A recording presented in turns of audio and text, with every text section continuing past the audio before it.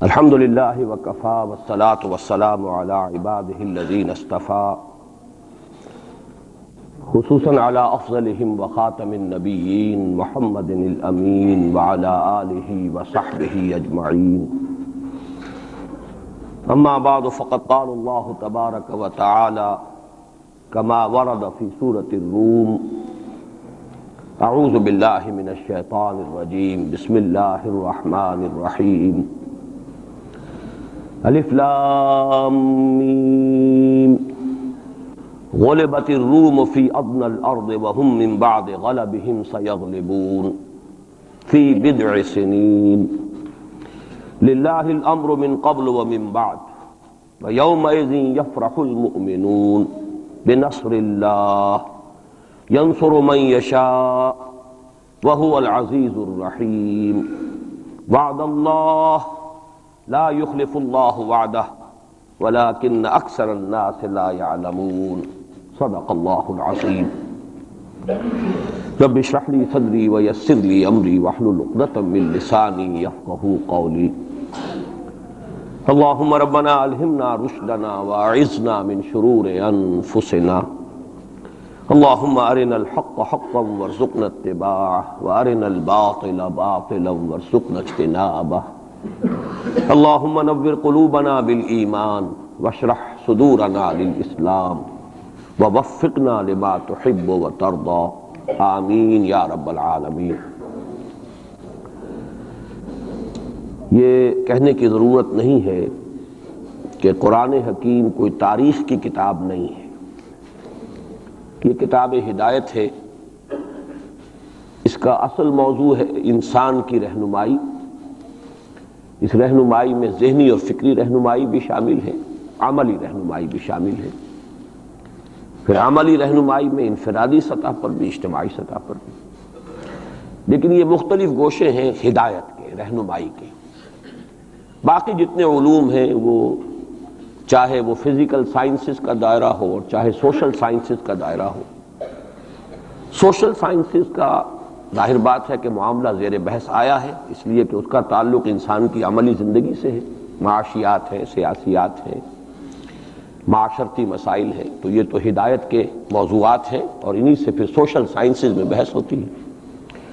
جہاں تک physical sciences کا تعلق ہے وہ بنیادی طور پر قرآن کا موضوع نہیں ہے، لیکن کہیں کہیں فینومینا آف دی نیچر کا جو حوالہ آیا ہے تو ظاہر بات ہے کہ وہ حوالہ غلط تو نہیں ہو سکتا، اللہ کا کلام ہے. بہرحال اس وقت کہنے کی بات یہ ہے کہ قرآن مجید کتاب ہدایت ہے، یہ تاریخ کی کتاب نہیں ہے. یہاں تک کہ انبیاء اور رسل اور ان کی قوموں کے جو حالات قرآن میں بیان ہوئے ہیں کہا جا سکتا ہے یہ تاریخ ہے. حضرت نوح علیہ السلام، حضرت ہود علیہ السلام، حضرت ابراہیم علیہ السلام، ان کے حالات و واقعات یقیناً تاریخ کا جز ہے. لیکن یہ نوٹ کیجئے کہ قرآن حکیم میں ایک تو یہ کہ بہت سے انبیاء اور رسل کے واقعات کا تذکرہ بار بار آیا ہے، تکرار کے ساتھ، اعادے کے ساتھ. اگرچہ اس میں تکرار محض نہیں ہے، سیاق و سباق کا فرق ہوتا ہے کہ کس جگہ پر کیا مسئلہ زیر بحث ہے. تو مختلف جو انبیاء اور رسولوں کی تاریخ ہے ان کے بھی اس پہلو کو وہاں لے آیا جائے گا جو خاص اس سیاق و سباق سے متعلق ہو. لیکن دوسری بات یہ کہ وہ بھی تاریخی ترتیب کے ساتھ قرآن میں بیان نہیں ہوئے. اس کے لیے ہمیں تورات جو ہے وہ مدد دیتی ہے کہ تورات میں جو بھی تاریخ آئی ہے انبیاء کی وہ ایک ترتیب کے ساتھ آئی ہے، تاریخی اس کے اندر ترتیب موجود ہے. قرآن مجید میں وہ تاریخی ترتیب نہیں ہے. اس کے علاوہ جس وقت قرآن نازل ہوا یہ اب آج سے 1400 برس سے زائد کا عرصہ ہو گیا ہے، اس لیے کہ اب 1400 برس تو حضور صلی اللہ علیہ وسلم کے انتقال پر بھی اس سے زیادہ عرصہ گزر چکا ہے اور اس سے تقریباً 22-23 برس قبل قرآن نازل ہونا شروع ہوا. اس کی جو کنٹمپریری ہسٹری ہے اس دور کی، اس کا بھی ریفرنس قرآن میں نہیں ہے سوائے ایک مقام کے جس کی میں نے یہ آیات ابھی تلاوت کی. تو یہ میں نے تمہید اصل میں اس اعتبار سے کہ سورہ روم اس کی یہ ابتدائی 6 آیات جو ہیں یہ ایک استثناء ہے کہ اس میں قرآن کا جو زمانہ نزول ہے اس کا ایک تاریخی اہم واقعہ ہے جس کی طرف ریفرنس ہے، اور یہ ریفرنس ایک پیشین گوئی کی صورت میں ہے. تو میں ان دونوں چیزوں کی قدر وضاحت کروں گا، اور اس لیے کہ اس وقت کے جو حالات ہمارے ہیں انڈین سب کانٹیننٹ کے، بر عظیم پاک و ہند، اس میں ایک مشابہت ہے ان حالات کے ساتھ۔ میری آج کی گفتگو کا عنوان آپ کو معلوم ہے کہ بابری مسجد کی شہادت اور اب بر صغیر پاک و ہند میں اسلام اور مسلمانوں کا مستقبل کیا ہے، اس کے حوالے سے گفتگو کرنی ہے۔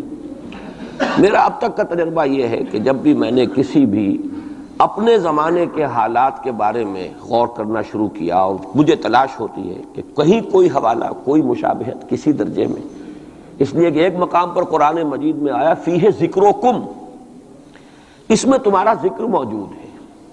اب اگرچہ اس کی تعبیرات مختلف ہیں، تمہارے حصے کا ذکر، تمہارے حصے کی نصیحت، لیکن ذکر کا ایک مفہوم وہ بھی ہے کہ تمہارا ذکر ہے۔ اور ایک حدیث نبوی میں بڑی وضاحت کے ساتھ ہے، بڑی وہ عظیم حدیث ہے، حضرت علی رضی اللہ تعالیٰ عنہ سے مروی ہے۔ قرآن مجید کی عظمت کے بیان میں سمجھتا ہوں کہ جامع ترین حدیث وہی ہے۔ حضرت علی فرماتے ہیں کہ حضور نے ارشاد فرمایا انہا ستکون فتنۃ، ان قریب ایک بہت بڑا فتنہ رونما ہوگا۔ تو حضرت علی فرماتے ہیں کہ اس پر میں نے سوال کیا، قلت مل مخرج منہا یا رسول اللہ، اے اللہ کے رسول یہ بتائیے کہ اس فتنے سے نکلنے کا راستہ کون سا ہوگا۔ یہ بہت اہم نقطہ ہے کہ یہاں حضرت علی نے یہ نہیں پوچھا، اگر ہم ہوتے تو ہم تو سقراط اور بقراط ہیں نا، تو ہمارا تو معاملہ ہوتا ہے معلومات اور علمیات سے متعلق، ہم پوچھتے کب ہوگا، کیوں ہوگا، کدھر سے ہوگا، کیا ہوگا۔ یہ سارے سوالات جو ہیں کہ وہ فتنہ کب ہوگا، کدھر سے آئے گا، کیوں آئے گا، کیسے آئے گا، کیا اس کے حالات ہوں گے، کیا تفاصیل ہوں گی، یہ سب در حقیقت صرف پہلے ہی انداز ٹھیک تھا۔ یہ ساری چیزیں جو ہیں ان کا تعلق ہے معلومات سے۔ عملی مسئلہ کیا ہوتا ہے، اس سے نکلنے کا راستہ کون سا ہوگا۔ لہذا حضرت علی نے یہ نہیں پوچھا فتنہ کب ہوگا، کدھر سے ہوگا، کیوں ہوگا، کیسے ہوگا، بلکہ جو عملی اعتبار سے اہم سوال تھا مل مخرج منہا یا رسول اللہ، اے اللہ کے رسول یہ بتائیے اس سے نکلنے کا راستہ کون سا ہوگا۔ مخرج آپ دیکھتے ہوں گے آج کل ہوائی جہازوں میں بھی لکھا ہوتا ہے، ایگزٹ جو ہوتا ہے، ایمرجنسی ایگزٹ، مخرج، نکلنے کا راستہ۔ تو حضور نے فرمایا کتاب اللہ، اس فتنے سے نکلنے کا راستہ اللہ کی کتاب ہے۔ فیہ نبأ ما قبلکم وخبر ما بعدکم وحکم ما بینکم۔ یہ طویل حدیث ہے، میں صرف 3 ٹکڑے اس کے سنا رہا ہوں کہ قرآن مجید کی تعریف بیان کرتے حضور نے فرمایا اس میں تم سے پہلے کے لوگوں کے حالات بھی ہیں، تمہارے بعد میں جو حالات آنے والے وہ بھی ہیں، اور تمہارے مابین جتنے بھی اختلافات پیدا ہوں گے ان سب کا فیصلہ بھی ہے۔ فیہ نبأ ما قبلکم وخبر ما بعدکم وحکم ما بینکم۔ یہ کیا ہو کر دیتے ہو، ٹھیک ٹھاک تھا معاملہ۔ تو یہ نوٹ کر لیجئے کہ اس حوالے سے میرا تجربہ یہ رہا ہے کہ جب بھی کبھی میں کسی وقتی موضوع پر غور کرتا ہوں تو مجھے کہیں نہ کہیں، آج تک ایسا نہیں ہوا ہے کہ مجھے قرآن مجید کے کسی مقام سے اس میں کوئی رہنمائی نہ ملی ہو، چاہے وہ ایک یوں کہیے کہ ضمنی انداز میں بات ہوتی ہے، جزوی ہوتی ہے، ایگزیکٹلی تو وہ حالات آج نہیں ہے، 1400 برس کا فصل ہے، لیکن یہ مقام اصل میں مجھے محسوس ہوا کہ اس کی ہماری اس وقت کی جو صورتحال ہے بر عظیم پاک و ہند کی، اس کے حوالے سے اس میں بڑی مشابہت موجود ہے۔ تو سب سے پہلے میں چاہتا ہوں کہ ان آیات کا ترجمہ اور یہ کہ اس وقت جو حالات تھے کہ جن میں یہ آیات نازل ہوئیں ان کا ایک آپ کے سامنے تصور آ جائے۔ الف لام میم یہ تو حروف مقطعات ہیں، 4 مکی صورتوں کے شروع میں آئے ہیں، 2 مدنی صورتوں کے۔ سورہ بقرہ الف لام میم سے شروع ہوتی ہے، سورہ آل عمران یہ مدنیات ہیں۔ مکیات سورہ عنکبوت، سورۃ الروم جس کی یہ ابتدائی آیات ہیں، پھر سورہ لقمان، پھر سورہ سجدہ۔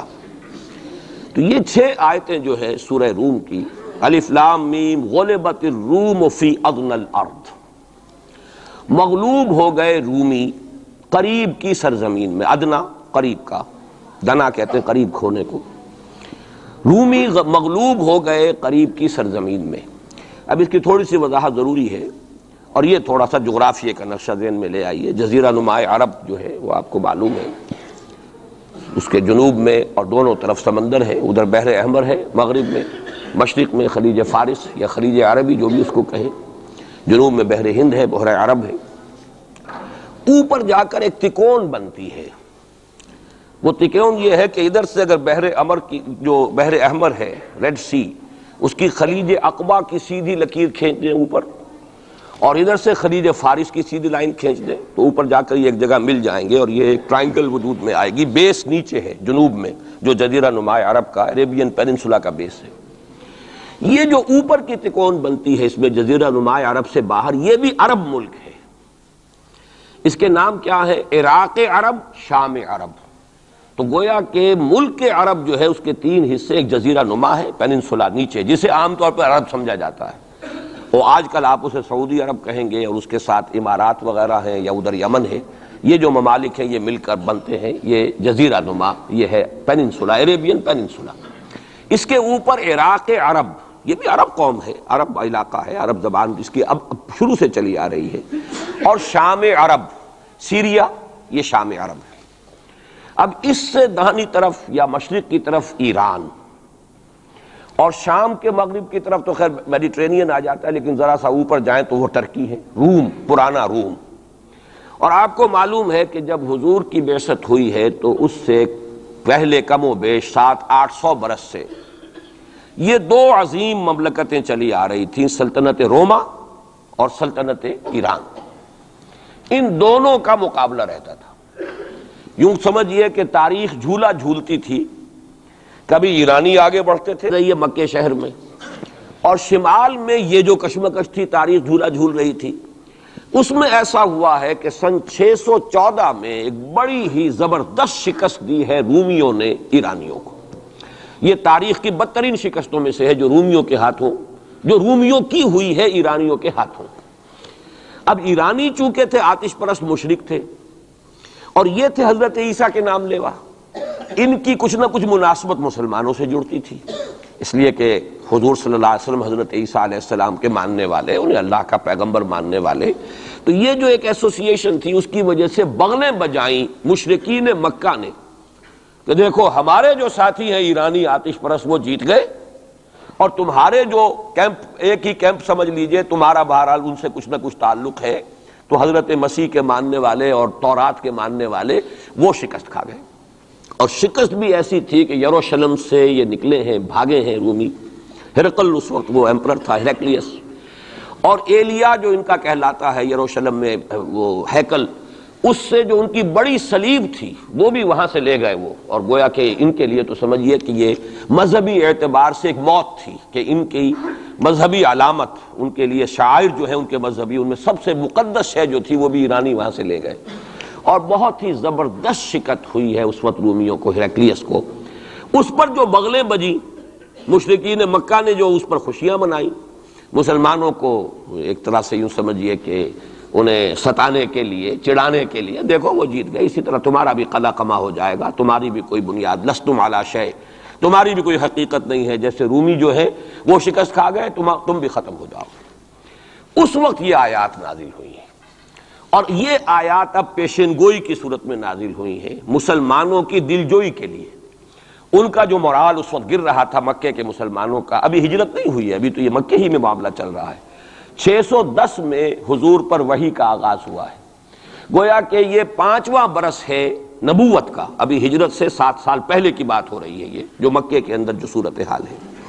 تو وہاں انہیں خبر دی گئی، الف لام میم غلبت الروم فی ادنی الارض، قریب کی سرزمین میں، اب یہ جزیرہ نما سے قریب ہے یہ پورا علاقہ شام کا، عراق کا، رومی مغلوب ہو گئے، رومیوں کو شکست ہو گئی۔ وَهُمْ مِنْ بَعْدِ غَلَبِهِمْ سَيَغْلِبُونَ، اور وہ اپنی اس مغلوبیت کے بعد پھر غالب آ جائیں گے۔ یہ پیشن گوئی ہے کہ یہ صورتحال مستقل نہیں ہے، یہ عارضی سی بات ہے، اس پر بغلیں نہ بجاؤ، اس پہ خوشیاں نہ مناؤ، اور اے مسلمانوں تم دل گرفتہ نہ ہو، رنجیدہ نہ ہو، بلکہ یہ عارضی بات ہے۔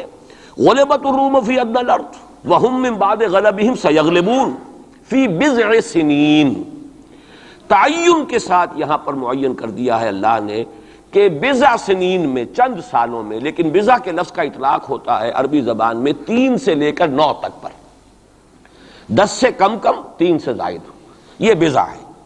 فی بضع سنین، ان سالوں کے اندر یہ پلٹا کھا جائیں گے حالات، ٹیبلز ول بی ٹرنڈ، اور پھر جو ہے رومیوں کو فتح حاصل ہو جائے گی۔ یہ پیشن گوئی ہے۔ میں اب یہاں اس حوالے سے ذرا 2 باتیں کہہ دوں پھر آگے چلوں گا۔ میں نے خاص طور پر آج اس مقام کو اس لیے بھی چنا ہے کہ میں یہ محسوس کرتا ہوں کہ ہمارے ہاں جو حضور صلی اللہ علیہ وسلم کی احادیث میں پیشین گوئیاں ہیں، ہمارے ہاں کا جدید تعلیم یافتہ طبقہ ان کی طرف کوئی توجہ نہیں دیتا، بلکہ سمجھتا ہے کہ ادھر اس بے اعتنائی کا رویہ اختیار کرتا ہے کہ کوئی کیا باتیں ہیں، یہ آدمی کو کام کرنا چاہیے، یہ کیا پیشین گوئیوں کے بارے میں کیا دلچسپیاں لینا ہے۔ تو پہلے تو وہ یہ نوٹ کر لیں کہ پیشین گوئی صرف حدیث میں نہیں ہے، قرآن میں بھی ہے، قرآن میں یہ پیشین گوئی آئی ہے۔ فرق تو ہوگا حدیث کی پیشین گوئی اور قرآن کی پیشین گوئی کا۔ کیا فرق ہوگا؟ نمبر ایک یہ کہ قرآن کا تو ہر حرف جو ہے وہ یقینی ہے۔ حدیث کے بارے میں یہ ہو سکتا ہے روایت بالمعنی ہو، روایت کرنے میں کوئی لفظ تھوڑا بہت بدل گیا ہو، پھر حدیث کی سند کیا ہے، وہ صحیح بخاری کی ہے، صحیح مسلم کی ہے، اس کا استناد کا پایا کیا ہے، درجہ کیا ہے، جبکہ قرآن مجید کا ہر حرف جو ہے وہ مستند ہے، بلا لا ریب فیہ کا مصداق ہے۔ یہ فرق تو ہوں گے۔ اور دوسرا فرق بہت اہم یہاں ہے کہ یہاں سالوں کا تعین کر دیا گیا ہے، یعنی زیادہ سے زیادہ 9 برس کے اندر اندر یہ صورتحال بدل جائے گی۔ حدیث میں جو پیشین گوئیاں آئی ہیں ان میں کوئی تعین وقت کا نہیں، بلکہ سورہ انبیاء کے آخر میں 2 آیتوں میں حضور سے یہ کہا گیا کہ آپ کہہ دیجئے ان ادری اقریب ام بعید ما توعدون، اے نبی ان سے کہہ دیجئے کہ مجھے یہ معلوم نہیں ہے کہ جس چیز کی تمہیں خبر دی جا رہی ہے، جس چیز کا وعدہ تم سے کیا جا رہا ہے وہ قریب ہے یا دور ہے، ٹائم ٹیبل میں نہیں جانتا، لیکن جو میں کہہ رہا ہوں وہ ہو کر رہے گا۔ وَإِنْ أَدْرِي لَعَلَّهُ فِتْنَةٌ لَكُمْ وَمَتَاعٌ إِلَىٰ حِينٍ، اور اسی صورت میں پھر آگے چل کر ایک آیت کے بعد یہ ہے، اور یہ بھی کہہ دیجئے ہو سکتا ہے لعلہ شاید کہ یہ ابھی تمہارے لیے کچھ اور موقع تمہیں مل جائے، آزمائش تمہیں کا موقع مل جائے، اللہ تعالیٰ تمہیں کچھ بریدنگ سپیس دے دے تاکہ تم اس میں اپنی اصلاح کر سکو، تو گویا کہ آزمائش کی ایک مہلت اور مل جائے تمہیں، یہ ہو سکتا ہے۔ لعلہ فتنۃ لکم ومتاع الی حین، ایک وقت معین تک کے لیے اللہ تعالیٰ تمہیں اور رہنے بسنے کا موقع دے دے، لیکن یہ کہ اس میں کوئی شک نہیں ہے کہ جس عذاب الہی کی میں تمہیں خبر دے رہا ہوں وہ آ کر رہے گا، اس میں کوئی شک نہیں۔ کب آئے گا یہ مجھے معلوم نہیں۔ اسی کی ایک مثال اور بھی ہے، نوٹ کر لیجئے، جب حضور نے خواب دیکھا، اور نبی کا خواب بھی وہی ہوتا ہے کہ ہم عمرہ کر رہے ہیں، حضور نے صحابہ کو حکم دے دیا۔ سن 6 ہجری کا یہ واقعہ مشہور ہے کہ اب تقریباً 1400 یا بعض روایات میں آتا 1800 صحابہ کے ساتھ آپ احرام باندھ کر عمرے کے لیے اور مکے کا سفر کر رہے ہیں، حدیبیہ تک پہنچ گئے۔ اب وہاں جو صورتحال پیش آئی، مکے والے اڑ گئے، کسی قیمت پر ہم نہیں کرنے دیں گے، گویا کہ خون کی ندیاں بہہ جائیں گی۔ تو وہاں کی صورتحال کو دیکھ کر مصالحت کی حضور نے، صلح کی، صلح حدیبیہ مشہور صلح حدیبیہ بہت ہی اہم ہے، تاریخ کا، سیرت النبی کا بہت اہم واقعہ ہے۔ اس پر بعض لوگوں کے ذہنوں میں یہ اشکال پیدا ہوا کہ حضور نے تو کہا تھا کہ میں نے خواب دیکھا ہے، اور نبی کا خواب تو وہی ہوتا ہے، اور ہم اس وقت جا رہے ہیں بغیر عمرہ کیے، تو گویا کہ ایک وسوسہ تو آ سکتا ہے، بڑے سے بڑے آدمی کے ذہن میں آ سکتا ہے۔ اور صحابہ کرام تو آ کر حضور سے کہتے بھی تھے کہ حضور بذا اوقات ہمیں اپنے دل میں ایسی باتیں بھی محسوس ہوتی ہیں کہ زبان پر لانے سے ہم زیادہ بہتر سمجھتے ہیں کہ ہمیں زندہ آگ میں جلا دیا جائے، یعنی ایسے وسوسے بھی ہمارے دل میں آ جاتے ہیں، دماغ میں آ جاتے ہیں۔ تو حضور نے فرمایا کیا واقعی تم ایسا محسوس کرتے ہو کہ اس بات کو زبان پر لانے سے بہتر ہے کہ ہمیں زندہ جلا دیا جائے؟ عرض کیا جی ہاں یہ تو ہمارا، فرمایا ذاک ایمان، یہی تو ایمان ہے۔ شیطان وسوسہ اندازی کرے گا، لیکن جب تمہارا یہ احساس ہے کہ یہ بات اتنی بری ہے کہ مجھے زندہ جلا دیا جائے، یہ میرے لیے اہون ہے، ہلکا ہے بنسبت اس کے کہ میں اس بات کو زبان پر لاؤں، تو ثبوت ہے کہ ایمان موجود ہے۔ ریئیکٹ کا کون سی شے کر رہی ہے اس کے خلاف جو رد عمل پیدا ہوا وہ ایمان سے ہے نا، تو یہ تو پھر ایمان کا ثبوت ہے، یہ آپ نے اطمینان دلایا۔ تو وسوسے بعض صحابہ کے ذہنوں میں یہ بھی پیدا ہوئے، تو حضور نے فرمایا تھا کہ میں نے کہا تھا کہ ہم کریں گے عمرہ، لیکن میں نے یہ کب کہا تھا کہ اسی سال ضرور کریں گے۔ گویا کہ ٹائم ٹیبل میں فرق ہو سکتا ہے، یعنی جہاں تک اللہ کا فرمان ہے اس میں ٹائم ٹیبل کا بھی فرق نہیں ہوگا، ناممکن ہے، لیکن نبی کی پیشین گوئیوں میں یا خبروں میں ٹائم ٹیبل کے اندر فرق واقع ہو سکتا ہے کہ اس سال نہیں ہوا، اگلے سال پھر اس کو عمرہ قضا کہتے ہیں۔ قریش نے یہ مان لیا تھا کہ اس سال تو آپ جائیے، ہماری پریسٹیج جو ہے وہ اسی طرح قائم رہتی ہے، ورنہ تو گویا کہ ہم بالکل ہی آپ کے سامنے بچ گئے اور ہم نے گویا کہ بالکل ہی شکست مان لی۔ اس سال تو آپ جائیں، اگلے سال آئیے، 3 دن کے لیے ہم مکہ خالی کر دیں گے، بالکل ہم چلے جائیں گے پہاڑوں میں، آپ مکے میں رہیں 3 دن اور جس طرح چاہیں طواف کریں اور عمرہ کریں۔ بہرحال اگلے سال پھر وہ عمرہ ہوا، اسے عمرہ قضا کہتے ہیں۔ یہ بھی میں نے مثال دی ہے کہ ٹائم ٹیبل کا جہاں تک تعلق ہے، حضور کی دی ہوئی پیشین گوئیاں جو ہیں اس کے بارے میں ہم تعین نہیں کر سکتے کہ یہ کب ہوگا، گمان کر سکتے ہیں، اندازہ ہو سکتا ہے، لیکن تعین نہیں۔ جبکہ یہاں یہ ہوا فی بضع سنین، الف لام میم غلبت الروم فی ادنی الارض وہم من بعد غلبہم سیغلبون فی بضع سنین، چند سالوں کے اندر اندر۔ اب اس پر یہ واقعہ بھی آپ نوٹ کر لیجئے کہ حضرت ابو بکر رضی اللہ تعالی عنہ نے انہی آیات کی بنا پر ایک شرط کر لی ایک کافر سے، مشرکین مکہ کے سرداروں میں سے ایک سے، کہ 3 سال کی شرط انہوں نے لگا دی، کم سے کم مدت جو ہوتی بضع کی 3 سال، کہ 3 سال کے اندر اندر اگر یہ صورتحال تبدیل نہ ہوئی تو میں 100 اونٹ تمہیں دوں گا، اور اگر قرآن کی پیشن گوئی درست ہو گئی تو تم 100 اونٹ مجھے دو گے۔ اور اس وقت تک اس طرح کی شرط لگانا ابھی حرام نہیں ہوا تھا، چونکہ شریعت کے احکام تفصیلی تو آئے نہیں تھے، ابھی تو نہ شراب حرام تھی نہ جوا حرام تھا، تو اس طرح کی شرط لگانا کس طرح کوئی حرام والی بات تو تھی نہیں۔ لیکن حضور نے فرمایا کہ نہیں ابو بکر یہ تم نے غلطی کی، جب بضع کا اطلاق 3 سے 9 تک پر ہوتا ہے تو تم 9 سال کی کرو، تم اونٹوں کی مقدار بڑھا دو، لیکن کہو کہ یہ 9 سال کی مدت جو ہے اس کے اندر اندر یہ معاملہ ہوگا، اس لیے کہ بضع قرآن مجید کا لفظ جو ہے وہ عربی زبان میں کم سے کم اقل مدت 3 برس ہے، لیکن یہ کہ اس کی اکثر مدت 9 برس ہے۔ تو حضرت ابو بکر نے وہ بدلا، اور ٹھیک 9 سال بعد وہ صورتحال پیش آ گئی۔ اور یہ عجیب ہے تاریخ کا واقعہ، ہرقلیس کی یہ جو فتح ہے یہ بھی بڑی ہی معجزانہ تھی۔ وہ جو ڈائریکٹ روٹ تھا جس سے کہ ہمیشہ ان کی جنگیں ہوتی تھی، یعنی اس کے ترکی کے مشرقی علاقے سے آ کر رومی جو ہے پھر میدان جنگ کو اختیار کریں، بحیرہ کیسپین کا راؤنڈ دے کر پہاڑی جو یہ علاقہ ہے اس کے پیچھے سے آ کر اس نے حملہ کیا ہے، اور ایک دم اچانک جو ہے ایرانیوں کو گویا کہ سرپرائز اٹیک کیا ہے۔ لیکن پھر یہ کہ شکست فاش ہوئی ایرانیوں کو، دوبارہ پھر جو ہے وہ یروشلم پر اس کا قبضہ ہو گیا۔ اس نے منت مانی تھی کہ اگر یروشلم دوبارہ فتح ہو جائے ہمارے ہاتھوں تو میں حمص سے لے کر اور یروشلم تک پیدل جاؤں گا، اور وہاں جا کر جو ہے شکرانے کی نماز ادا کروں گا، چونکہ وہ پھر صلیب انہیں دوبارہ واپس مل گئی، صلیب کو دوبارہ ریسٹور کرنا تھا اسی جگہ پر جا کر، تو پیدل چل کر یہ آیا ہے۔ اور تاریخ میں نوٹ کر لیجیے جب یہ پیدل چل کر آیا تھا اسی وقت، اب زمانہ کافی گزر چکا تھا، تو پھر جو حضور کا نامہ مبارک گیا ہے سن 7 ہجری میں، یہ وہ زمانہ ہے جبکہ یروشلم وہ آیا ہوا تھا، اور اس وقت پھر ابو سفیان کو بلا کر، اس وقت تک وہ ایمان نہیں لائے تھے، حضور کے نامہ مبارک پر پھر ہرقلیس نے پھر سوال جواب کیے اور معلومات حاصل کی ہیں، کون شخص ہے، کیسا ہے، حسب نسب کیسا ہے، اس کا کردار کیسا رہا ہے، کون لوگ اس پر ایمان لا رہے ہیں، جو ایمان لاتے ہیں ان میں سے کوئی واپس بھی جاتا ہے کہ نہیں جاتا، کوئی مرتد بھی ہوتا ہے۔ بڑا ذہین انسان تھا، بڑا عالم و فاضل انسان تھا، پہچان چکا تھا کہ یہ وہی نبی ہے جن کا ہم انتظار کر رہے ہیں۔ لیکن وہ یہ چاہتا تھا کہ جیسے قسطنطین نے اس وقت یہ کیا تھا کہ وہ جب اس نے مذہب بدلا ہے، عیسائیت اختیار کی، تو پوری مملکت جو ہے عیسائی ہو گئی، تو نظام انٹیکٹ رہا، وہی ان کا بادشاہت کا نظام قائم رہا۔ چاہتا تھا کہ میرے یہ تمام کے تمام نائبین سلطنت اور جتنے بھی بطاریق ہیں، یہ بطریق پیٹریارکس، یہ سب کے سب بھی میرے ساتھ اسلام قبول کر لیں۔ اور سارا یہ اس نے جو سوال جواب کیا تھا ابو سفیان سے، اسی لیے کیا تھا کہ سارے درباری قائل ہوتے چلے جائیں کہ واقعی یہ نبی سچا ہے۔ لیکن اس کی امید کے برعکس ہوا، ریئیکشن بڑا شدید ہوا ان کے وہ پادریوں میں اور ان کے جو پیٹریارکس تھے ان میں، تو پھر وہ بھی محروم رہ گیا۔ سلطنت کی بیڑی اس کے پاؤں میں پڑی رہ گئی، زنجیر پڑی رہ گئی، وہ اسلام سے محروم رہ گئی۔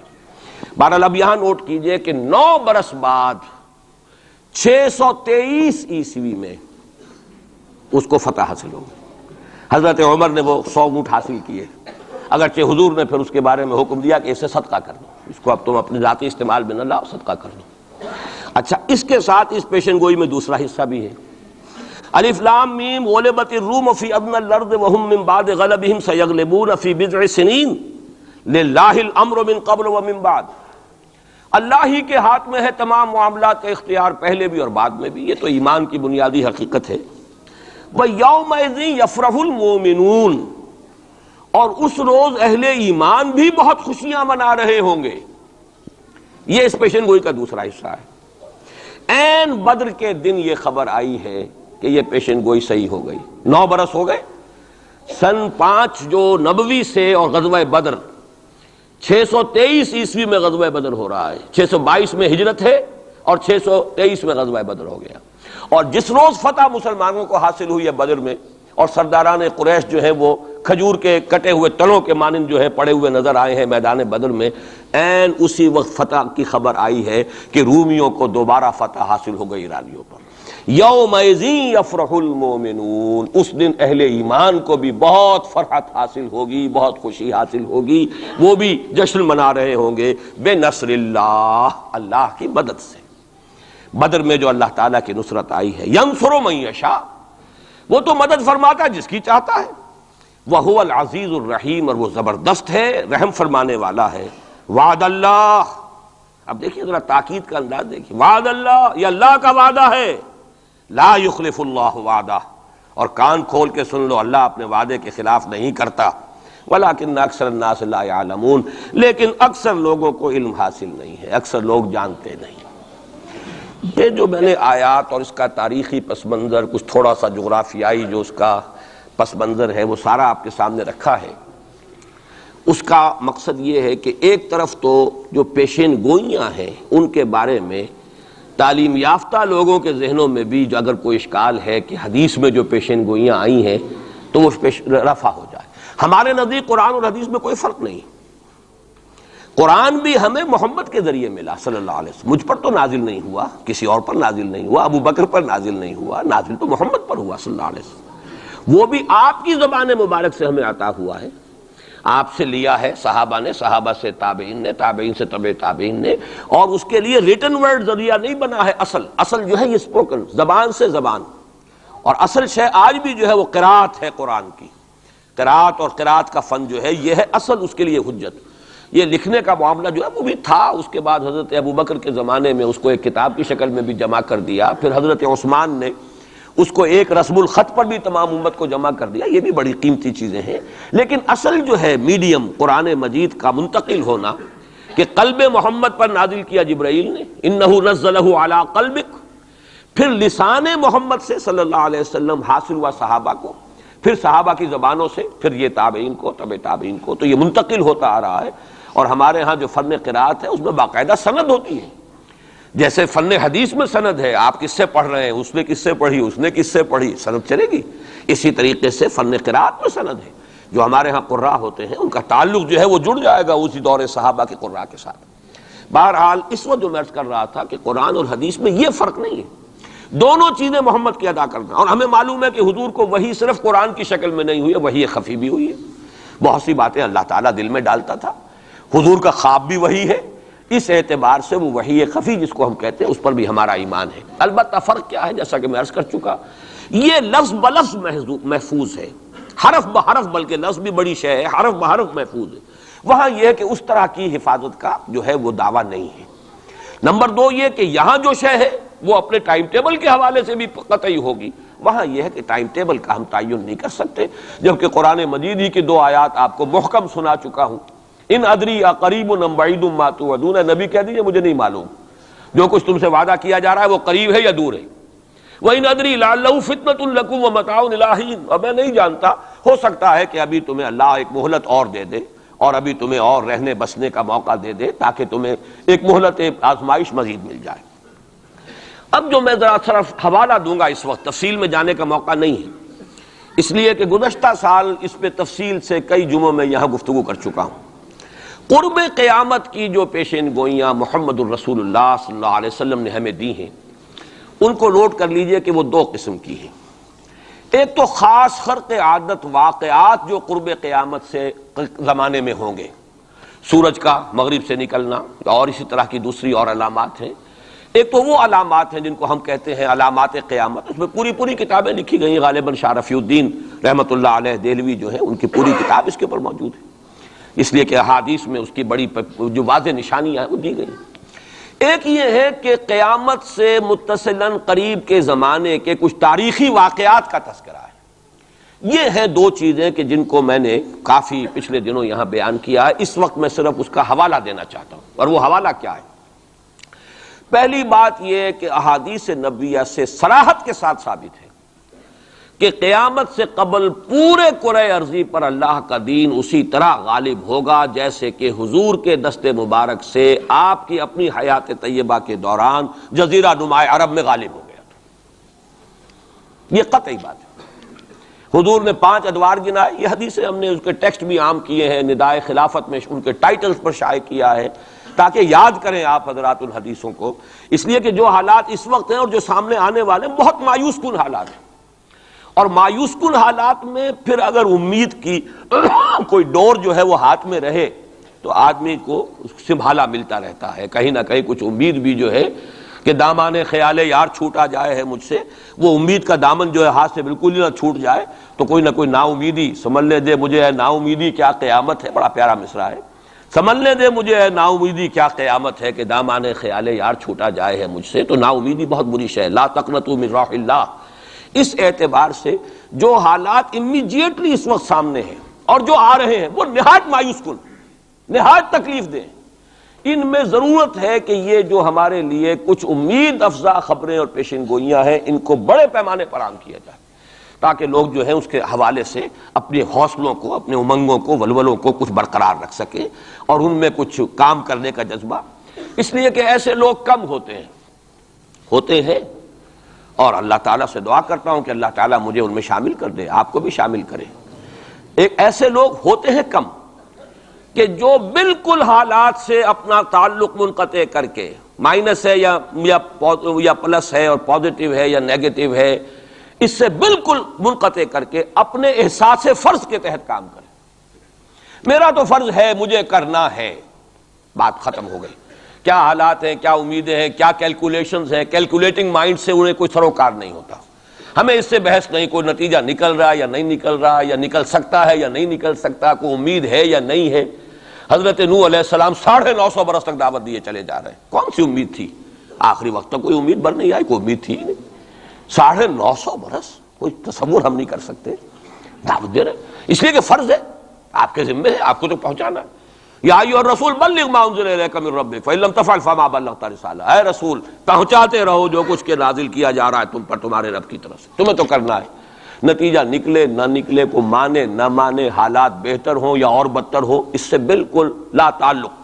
اس کو ہندی فلسفے میں ڈیٹیچمنٹ کہتے ہیں، اپنے آپ کو ایکشن جو ہے، ایکشن آدمی کر رہا ہے اپنے فرض کے تحت، اپنے آپ کو ڈیٹیچ کر لیجئے اس کے نتیجے سے۔ نتیجہ کو اچھا بھی نکلے تو خوشی بھی نہیں ہونی چاہیے، نتیجہ اگر کوئی برا نکلا تو افسوس بھی نہیں ہونا، یہ کوئی انتہا ہے، تھیوریٹیکل بات ہے۔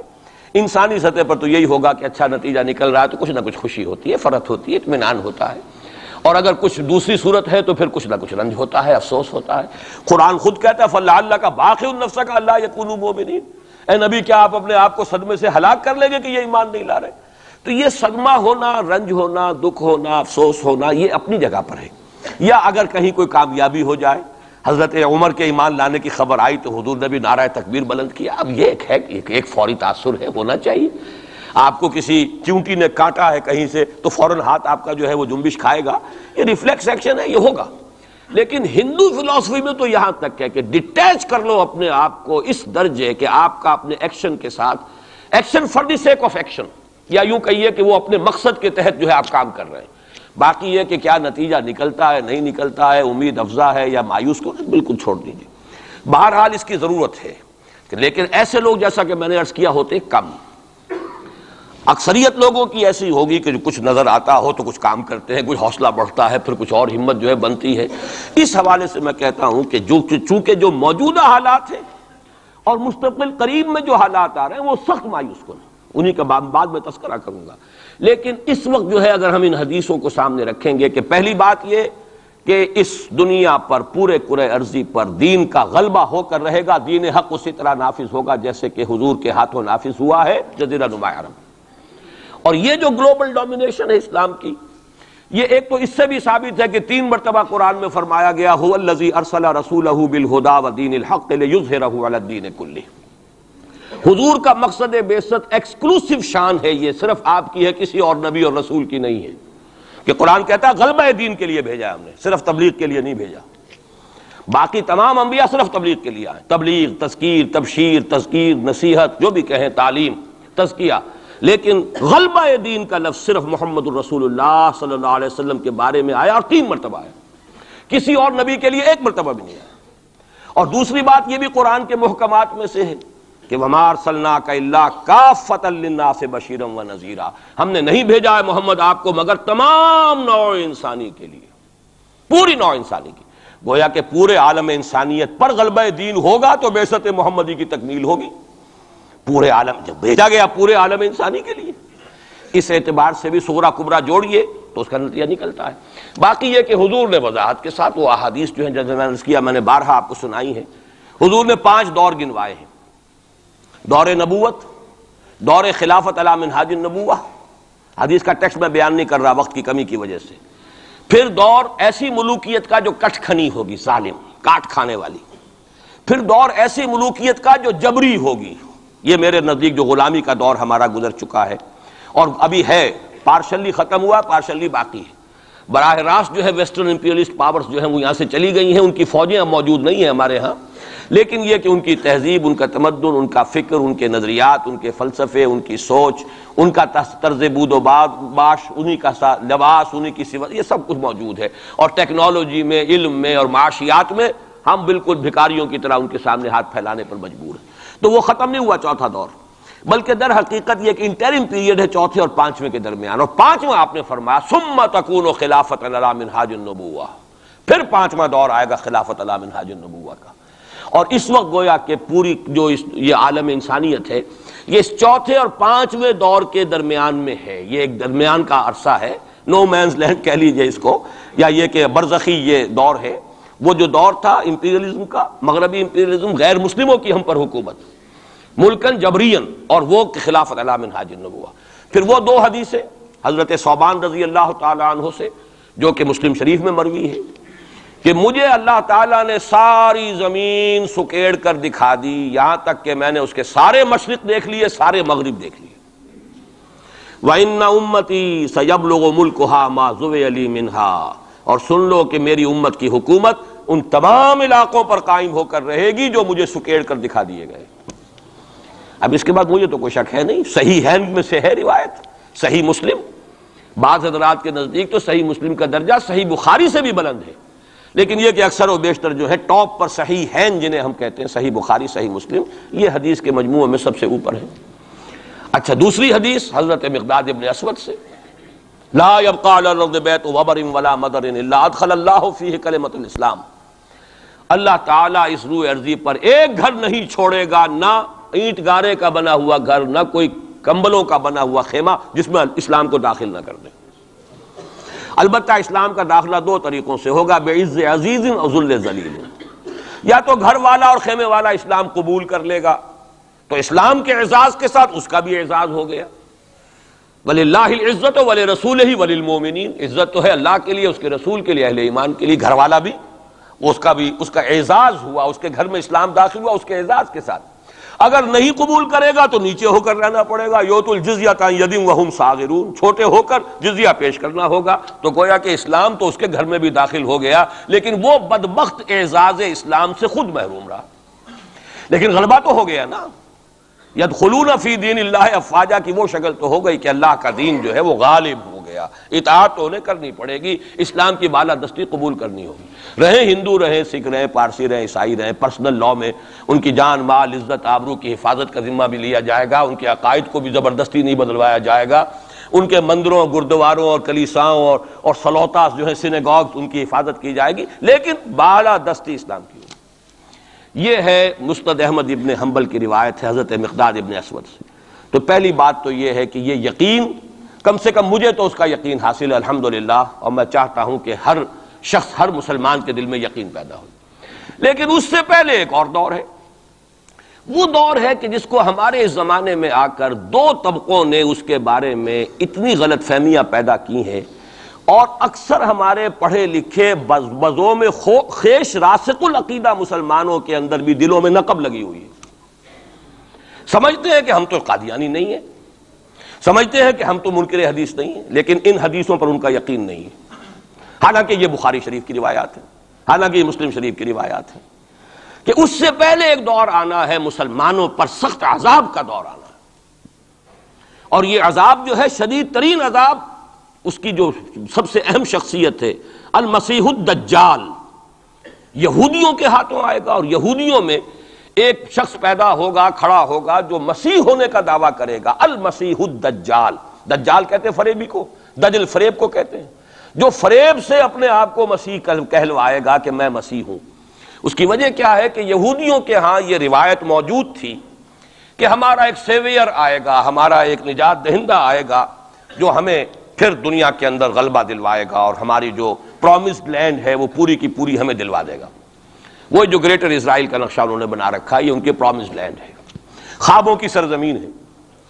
اچھا وہ تو حضرت مسیح آئے تھے علیہ الصلوۃ والسلام، وہ تو آ گئے، انہوں نے مانا نہیں. جب مانا نہیں، انہیں تو مرتد قرار دیا، جادوگر قرار دیا، بازیگر قرار دیا، واجب القتل قرار دیا، اور اپنے بس پڑتے تو سولی پر چڑھائی دیا. وہ تو اللہ نے جو کیا وہ ایک علیحدہ مسئلہ ہے. اب وہ جگہ تو خالی ہے جو آپ کہتے ہیں نا کہ کوئی ویکینسی ہے موجود، پوزیشن از ویکنٹ. ابھی وہ منتظر ہیں ایک مسیحا کے کہ ہمارا اصل مسیح آنے والا ہے. وہ ان کا کوئی لیڈر کھڑا ہوگا جو اس دعوے کے ساتھ کھڑا ہوگا کہ اب میں اس مہم کو شروع کرتا ہوں کہ جس سے وہ جو گریٹر اسرائیل ہے، پوری عظیم تر اسرائیل وجود میں لاؤں گا. دیر کیا لگتی ہے؟ کوئی وزیر اعظم جو بھی ہو اسرائیل کا کھڑا ہو جائے ڈٹ کر کہ ٹھیک ہے وی ڈکلیئر وار، اور ہم تو یہ علاقے اب لے کر رہیں گے. جس کو کہ اس نے بھی کہا ہے، یہ جو اس وقت ہے ریبین جو ہے، اس کے بارے میں خیال یہ ہوا تھا کہ جب یہ وزیر اعظم بنا اسرائیل کا کہ یہ بڑا ماڈریٹ ہے، بہت ایسا ہے ویسا ہے، اور اس نے وہ امریکن سے اپنا وہ 10 بلین کا جو لون لینا چاہتے تھے اس کو اوکے کرانے کے لیے کچھ دنوں کے لیے نئی سیٹلمنٹس کی تعمیر کا کام بھی سسپینڈ کر دیا. تو بڑی امیدیں ہو گئیں، چلو جی ایک پروسیس آف جو پیس ٹاکس شروع ہو جائیں اور یہ ہو جائے. لیکن سب ثابت ہو چکا ہے. اسی زمانے میں وہ گیا اپنے فوجی ہیڈ کوارٹر میں اور جا کر وہاں پہ اپنے فوجی آفیسرز کی وہ جو اب لوگوں میں تشویش ہو گئی ہوگی کہ ہم کس خواب کو دیکھ رہے ہیں اور یہ شخص کدھر چلنے لگ گیا ہے، تو جا کر کہا اور رپورٹ ہوئی ہے خبر. اس نے کہا یہ نہ سمجھو کہ گریٹر اسرائیل کو میں نے چھوڑ دیا، اس کا نقشہ تو میرے دل پر کندہ ہے اور میں منتظر ہوں وہ وقت آئے کہ ہم وہ گریٹر اسرائیل قائم کریں. کوئی شخص کھڑا ہو جائے گا، اس کے لیے وہ ڈکلیئر کر دے گا. کوئی شکلیں اور کوئی سچویشن ہو سکتی ہے. اور اس اعتبار سے نوٹ کیجئے کہ یہ بابری مسجد کی شہادت کے بارے میں یہ صحیح بات کہی جا رہی ہے کہ یہ در حقیقت ایک فیلر ہے ہنود اور یہود کے جو گٹھ جوڑ ہے. یہ میں آپ کو پہلے بتا چکا ہوں کہ یہ جو وہاں کا ہندو فنڈامنٹلسٹ ہے ہندوستان کا، باقاعدہ وفد گئے اسپین یہ معلوم کرنے کے لیے کہ اسپین میں مسلمانوں کو جو ایکسٹرمینیٹ کیا تھا کس طریقے سے کیا تھا.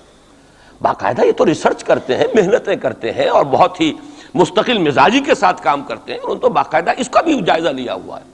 پھر اسرائیل کے ساتھ جو ہم کے کانٹیکٹ ہو رہے ہیں، اور ابھی جو اسرائیل کا وزیر اعظم وہاں پہ آنے والا تھا، وہ وزیر خارجہ غالباً کسی وجہ سے ابھی جو صورت ہو گئی ہے اس کو ملتوی کیا ہے. تو یہ در حقیقت یہ دیکھنا ہے کہ مسلمانوں کے اندر جان ہے تو کتنی. یہ فیلرز پھینکے جایا کرتے ہیں، اندازہ ہو جائے کتنا ریئیکشن ہے. وہ ریئیکشن جتنا کچھ تھا ہو لیا. اور ہمارا ریئیکشن ہونا کیا ہے؟ اس سے پہلے جب مسجد اقصیٰ کے ساتھ جو بھی بے حرمتی ہوئی اور جب یروشلم گیا ہے، کتنا کوئی رونا پیٹنا ایک دفعہ تو پورے عالم اسلام میں ہو گیا تھا. اب کہاں ہے وہ رونا پیٹنا؟ اب تو ریکنسائل کیے بیٹھے. اب تو وہی عرب ممالک ایک ٹیبل پر جا کر میڈرڈ میں تو بیٹھ آئے نا آخر اسرائیل کے ساتھ، اور اب مسلسل گفتگویں واشنگٹن میں جو ہے، پہلا round, second round, third round, کبھی تو اس کے ساتھ ایک میز پر بیٹھنا گوارا نہیں تھا، اس کو ریکگنائز کرنے کا کوئی سوال نہیں تھا. اب اس کی باتیں بھی ہو رہی. تو معلوم ہوتا ہے کہ یہ سارے جو ہیں حالات، یہ کوئی ایسی باتیں نہیں ہیں کوئی فیری ٹیلز ہوں، یہ کوئی پریوں کی کہانیاں ہوں جو آنے والی ہیں کیسے ہم مان لیں. یہ صحیح عقیدہ اسلامی ہے. ازروع احادیث حضرت مسیح علیہ السلام زندہ آسمان پر اٹھائے گئے اور وہی حضرت مسیح علیہ السلام دوبارہ آئیں گے اور یہودیوں کا آخری قلع قمع انہی کے ہاتھوں ہوگا. اور یہ در حقیقت قرآن مجید کا جو فلسفہ ہے انبیاء اور رسول کے بارے میں، اس کے عین مطابق ہے. جس قوم کی طرف کوئی رسول بھیج دیا جاتا تھا، وہ قوم جب رد کر دیتی تھی رسول کی دعوت کو، اتمام حجت کر دیا رسول نے، 950 برس تک دعوت دی، قوم نے رد کر دیا. یا حضرت ہود نے کتنے عرصے دعوت دی اس کی وضاحت نہیں ہے، طویل عرصے تک دی، قوم نے رد کر دیا. حضرت صالح نے کتنے عرصے دعوت دی، قوم نے رد کر دیا. پھر کیا ہوتا تھا؟ اس قوم کو ہلاک کر دیا جاتا تھا، ختم کر دیا جاتا تھا، پھر اس کا نام و نشان نہیں چھوڑا جاتا تھا. فَقُطِعَ دَابِرُ الْقَوْمِ الَّذِينَ ظَلَمُوا، جڑ کاٹ دی جاتی تھی اس ظالم قوم کی. لا یرا الا مساکنہم، اب ان کے صرف مسکن نظر آتے تھے، وہ رہنے والے نظر نہیں آتے تھے. چلے جائیے قرطبہ میں دیکھ لیجئے اور غرناطہ میں جا کر محل دیکھ لیجئے الحمرا، لیکن جو لوگ یہاں کبھی آباد تھے ان کا نام و نشان بھی نہیں ہے. یہ تو اب جو آثار قدیمہ ہیں، سیریں کر لیجئے جا کر. مسجد قرطبہ بھی ہے، سیر کر لیجئے، وہ تو اقبال کو تو خیر کوئی اجازت بھی مل گئی تھی نماز پڑھنے کی خاص کوئی، ورنہ وہاں پر تو اس کا بھی امکان نہیں ہے، اس کے ہارٹ میں جو ہے وہ چیپل موجود ہے، چرچ موجود ہے۔ بہرحال یہ سارے جو معاملات ہیں جان لیجئے اچھی طریقے سے کہ یہ واقعات جن کی خبریں دی گئی ہیں یہ بالکل اس کے مطابق حالات کا جو ہے نقشہ بیٹھتا چلا جا رہا ہے۔ کوئی یہودی لیڈر کھڑا ہوگا اور وہ مسیح کا دعویٰ کرے گا، میں ہوں مسیح، چاہے وہ خود بھی جانتا ہو کہ میں جھوٹ بول رہا ہوں اور جانتا ہوگا کہ جھوٹ بول رہا ہوں، لیکن یہ کہ تمام اس یہودیوں کو جمع کرنے کے لیے لازم ہوگا کہ وہ دعویٰ کرے۔ اس لیے کہ اب بھی موجود ہے جو لوگ جانتے ہیں یہودیوں کو، یہودی اب بھی سپلٹ ہیں، ان میں جو زیادہ مذہبی طبقہ ہے وہ زائنسٹ نہیں ہے بلکہ وہ ان سے اختلاف کرتا ہے۔ زائنزم کی اپنی ایک تحریک تھی، وہ یوں سمجھیے کہ ایک ریشسٹ نیشنلسٹ موومنٹ ہے، وہ ایک نسلی قومیت کے اوپر چلنے والی جو ہے وہ ایک قوم پرستانہ جو ہے تحریک ہے۔ جو مذہبی طبقہ ہے، جو یہودی داڑیاں رکھتے ہیں اور جو لمبے لمبے بال رکھتے ہیں اور کالی ٹوپیاں پہنتے ہیں اور لمبی شیروانیوں ٹائپ جو ہے ان کے لانگ کوٹس ہوتے ہیں، اور یہ وہاں مینہٹن میں بڑے نظر آتے ہیں گھومتے ہوئے اور بہت سرمایہ دار ہیں، اسی لیے نیو یارک کو جو یارک کہا جاتا ہے، وہ یہودی جو ہے وہ ان میں بڑا طبقہ بھی موجود ہے کہ جو اس زائنزم کو اور اسرائیل کو تسلیم نہیں کر رہا۔ تو ظاہر بات ہے کہ ان کے لیے ضرورت ہوگی کہ کوئی مذہبی اپیل آئے، منتظر تو وہ بھی ہے مسیح کے، اب آنا تو نہیں ہے، وہ مسیح جو آئے گا وہ تو آئے گا ان کی ہلاکت کے لیے، اس سے پہلے کوئی کھڑا ہوگا اور اس کو پھر یہ مذہبی یہودی بھی مان لیں گے۔ نتیجہ یہ ہوگا کہ جو بھی پوری دنیا کا یہودی ہے وہ اس ایک علاقے میں آ جائے گا اور وہ اپنے اس گریٹر اسرائیل کے لیے پھر جو وہاں پر جنگ کی بھٹی دہکے گی۔ یہ کتاب الملاحم، اکثر جو حدیث کی کتابیں ان کے آخر میں آ کے کتاب الملاحم کا باب ہے علیحدہ علیحدہ، جس میں کہ اس دور کی خبروں کا جو ہے حضور نے پوری پیشن گوئیاں کی ہیں کہ یہ کچھ ہونا ہے۔ جہاں تک المسیح الدجال کا تعلق ہے اس کے بارے میں تو الفاظ یہ ہیں کہ کوئی نبی اللہ کا ایسا نہیں گزرا کہ جس نے مسیح الدجال کی فتنے سے خود پناہ طلب نہ کی ہو اللہ کی۔ خود حضور کی جو دعائیں ہیں معصورہ اس میں ہے وَأَعُوذُ بِكَ مِن فِتْنَةِ الْمَسِيحِ الدَّجَّالِ، اے اللہ میں تیری پناہ طلب کرتا ہوں فتنت مسیح الدجال سے۔ وہ فتنہ اب سر پر آیا ہوا ہے، یہ چند سالوں کی بات ہے، اور اکثر و بیشتر کچھ اور حوالوں سے بھی، وہ نوسٹروڈیمس کے حوالے سے ہو یا کسی اور کے حوالے سے ہو، پیشین گوئیاں وغیرہ، دنیا میں اس وقت پوری اس فضا کے اندر جو مذہبی فضا ہے یورپ کی وہ بھی بہت پریگننٹ ہے اس حوالے سے کہ یہ پیشین گوئیاں اور اس طرح کی خبریں اور اس طرح کی آمد۔ چنانچہ میں کئی مرتبہ کر چکا ہوں کہ آپ کو امریکہ میں بمپرز کے اوپر سٹیکرز ملتے ہیں مسیح is coming, Jesus is coming, یہ عیسائیوں کا ہے، وہ بھی منتظر ہیں حضرت مسیح کی آمد کے، ہم بھی منتظر ہیں حضرت مسیح کی آمد کے، وہی مانا کہ حضرت مسیح نازل ہوں گے، حضور نے خبر دی ہے، اور آ کر مسلمان کے پیچھے نماز پڑھیں گے، وہ ایک امتی کی حیثیت سے آئیں گے، اب نبی کی حیثیت سے نہیں آئیں گے، بلکہ اپنی امت جو ہے یہود جنہوں نے کہ ان کو انکار کر دیا تھا قبول کرنے سے، ان کو سزا دینے آئیں گے، انہی کی ہلاکت اور بربادی کے لیے آئیں گے، جیسے کہ حضرت نوح کی نگاہوں کے سامنے ان کی قوم ہی نہیں ان کا بیٹا بھی غرق کیا گیا نگاہوں کے سامنے، جس طرح کہ حضرت ہود کی نگاہوں کے سامنے ان کی قوم جو ہے وہ برباد کی گئی۔ اسی طریقے سے اللہ کا یہ قانون رہا ہے کہ جس قوم کی طرف رسول بھیج دیا اس قوم نے اگر رد کر دیا دعوت کو، اس قوم کو اسی رسول کے سامنے ہلاک کیا گیا تاکہ نظر آ جائے کہ یہ تمہارے جو مجرم ہیں یہ کیفر کردار کو پہنچ گئے۔ یہ ہے معاملہ کہ جو یہودیوں کے ساتھ بعد میں پیش آنا ہے، اس کے بعد تو پھر وہ اسلام کے غلبے کا دور آ جائے گا، لیکن اس سے پہلے مسلمانوں پر شدید ترین عذاب کا دور آ رہا ہے، اور یہ خبریں جو ہیں یہ بھی احادیث میں۔ اسی لیے میں نے کہا تھا کہ موجودہ حالات اور امیڈیٹ فیوچر بہت ڈارک ہے، بہت گلومی ہے مسلمانوں کے لیے۔ البتہ مسلمانوں میں اور مسلمانوں میں ایک فرق ہے، یہ اس کو نوٹ، یہ میں ساری باتیں جو کہہ رہا ہوں محکمات قرآنی کی بنیاد پر کہہ رہا ہوں۔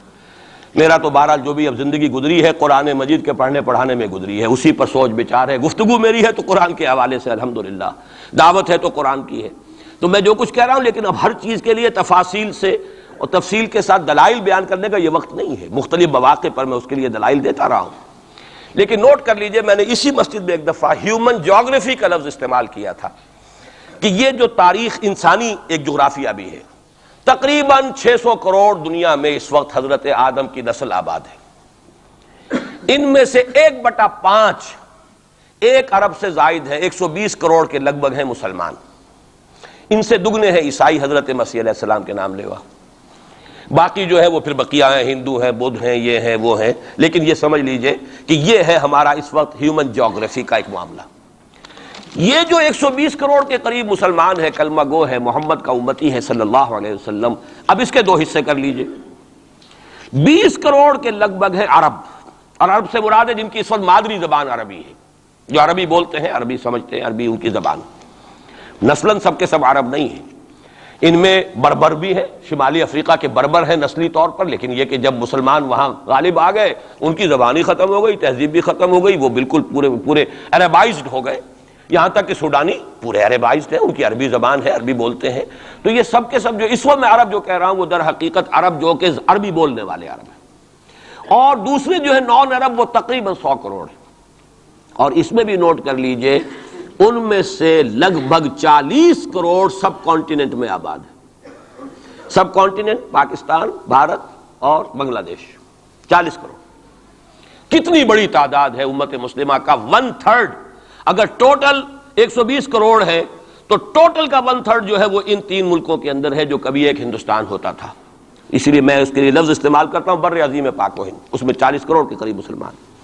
بہرحال اس میں جو تقسیم ہے اذرو قرآن وہ دو کی ہے، امیین اور آخرین، یہ قرآن کی اصطلاحات ہیں۔ سورہ جمعہ میں هو الذی بعث فی الامیین رسولا منہم، ایک امیین ہیں جن میں سے خود حضور تھے، عرب، آپ کی زبان عربی، اور انہی کی زبان میں قرآن نازل ہوا، نوع انسان را پیام آخری حامل رحمت للعالمین، وَكَذَلِكَ أَنزَلْنَاهُ قُرْآنًا عَرَبِيًّا لَعَلَّكُمْ تَعْقِلُونَ، لَعَلَّكُمْ تَعْقِلُونَ میں تو مخاطب نہیں ہوں، میری زبان تو عربی نہیں ہے، لَعَلَّكُمْ تَعْقِلُونَ میں کون مخاطب ہے؟ وہ جن کی زبان عربی ہے۔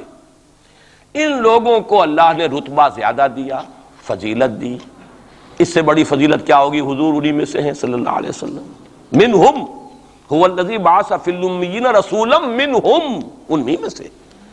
پھر یہ کہ ان کی زبان میں اللہ نے اپنا کلام نازل کیا، فضیلت بھی بڑی ہوئی، لیکن فضیلت جہاں بڑی ہوتی ہے ذمہ داری بھی زیادہ بڑی ہوتی ہے، اور زیادہ بڑی ذمہ داری والا آدمی کوتاہی کرتا تو سزا بھی زیادہ بڑی ہوتی ہے۔ تینوں چیزیں جو ہے لازم و ملزوم ہیں۔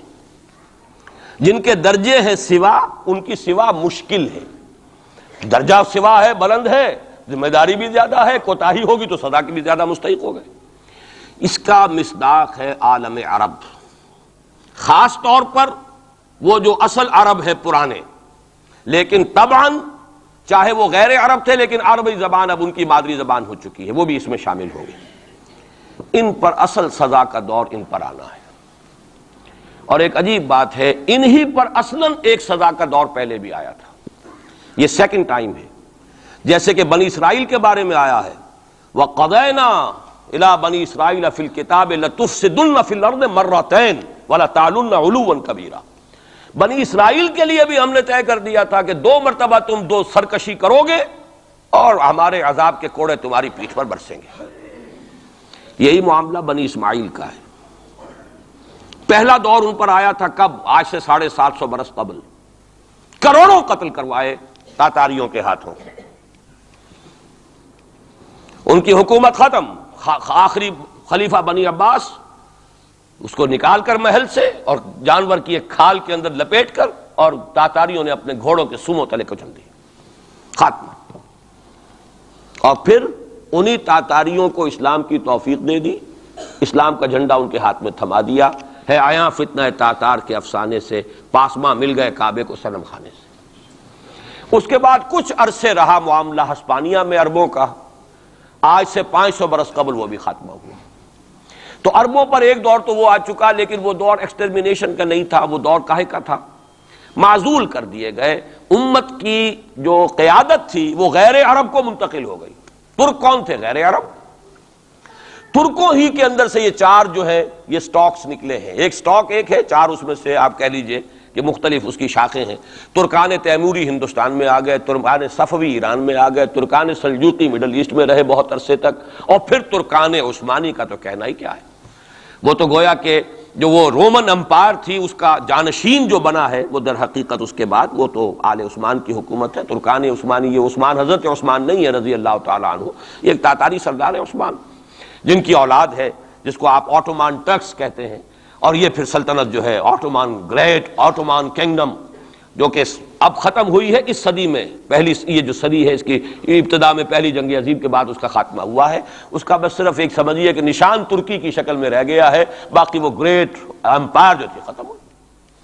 اسی کے ریمیننٹس بوسنیا میں بیٹھے ہوئے ہیں جن کے اوپر اس وقت ظلم ہو رہا ہے. انہی کے جیورجیا میں بیٹھے ہوئے. جیورجینز تو ہیں بھی اصل میں ٹرک، نسلن ٹرک ہیں. بوسنینز جو ہے ٹرکس نہیں ہیں، لیکن یہ اسی زمانے میں اسلام لائے تھے جبکہ یہاں پر آل عثمان کی حکومت قائم ہوئی تھی اور پورا مشرقی یورپ جو ہے وہ ترکان عثمانی کے زیر نگین تھا. بہرحال یہ ایک سزا کا دور جو ہے وہ تو آ چکا، دوسری سزا اور سختر سزا کا دور اب آ رہا ہے. اس کا آغاز گلف وار سے ہو چکا ہے.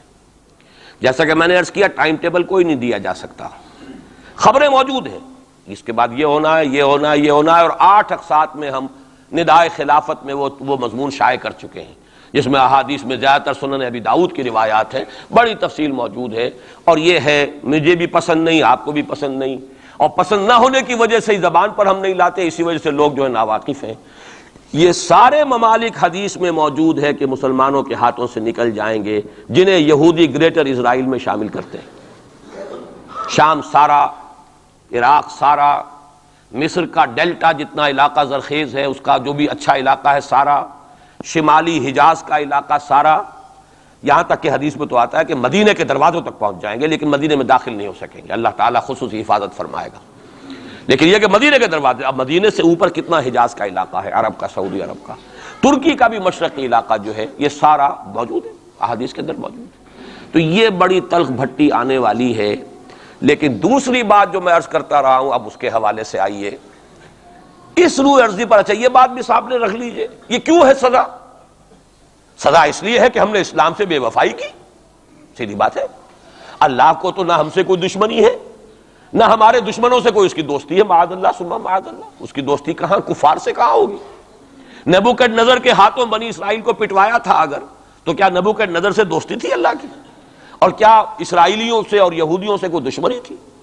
ان کو تو غرہ یہ تھا کہ نحن ابناء اللہ واحباؤہ، ہم تو اللہ کے بیٹوں کے مانند ہیں، ہمیں تو آگ بھی نہیں چھو سکتی. لن تمسنا النار الا ایاما معدودات، آئے گی بھی تو چند دن کے لیے چھوئے گی، ہمیں فوراً نکال لے گا اللہ. ہم تو اس کے بیٹوں کے مانند ہیں، چہیتے ہیں، ابراہیم کی نسل سے ہیں. ہم سب محمد کی نسل سے نہیں ہیں صلی اللہ علیہ وسلم. وہ تو صرف سادات جو بھی ہیں، سچے سادات ہیں یا بنے ہوئے سادات ہیں، وہی دعویٰ کر سکتے ہیں نا کہ وہ حضور کی نسل. اور وہ بھی نسل کیا ہے، حضور کی تو نہیں ہے، وہ تو حضرت علی کی نسل ہے. نسل بیٹی سے تو چلتی نہیں ہے، وہ تو بیٹے سے ہی چلتی ہے. حضور صلی اللہ علیہ وسلم کی اصل نسل جو ہے وہ تو اللہ تعالیٰ نے چلائی نہیں، وہ تو حضرت ابراہیم کا بھی انتقال ہوا ہے اور اس کی اپنی جگہ پر ایک حکمت ہے، وہ اس وقت میرا موضوع نہیں ہے. تو ہم تو نسل نہیں ہے محمد کی صلی اللہ علیہ وسلم، کم سے کم میں تو نہیں ہوں. لیکن وہ یہودی تو کہتے ہیں ہم ابراہیم کی نسل ہیں سب کے سب. تو انہیں تو یہ غرہ ہونا جو ہے یعنی معلوم ہوتا ہے کہ وزن ہے ان کی بات میں. نحن ابناء اللہ واحباؤہ، وہ ابراہیم جسے خلیل اللہ قرار دے رہا ہے اللہ تعالیٰ، میرا خلیل ہے. واتخذ اللہ ابراہیم خلیلا، جسے امام الناس قرار دے رہا ہے، انی جاعلک للناس اماما، جو ابو الانبیاء ہے جس کی نسل میں سینکڑوں نبی آ گئے. اس کی جب ہم اس کی اولاد ہیں تو اللہ کے ہاں ہمارے ساتھ تو پریفرنشل ٹریٹمنٹ ہوگا. یہ ان کو غرہ تھا، یہی ہمیں.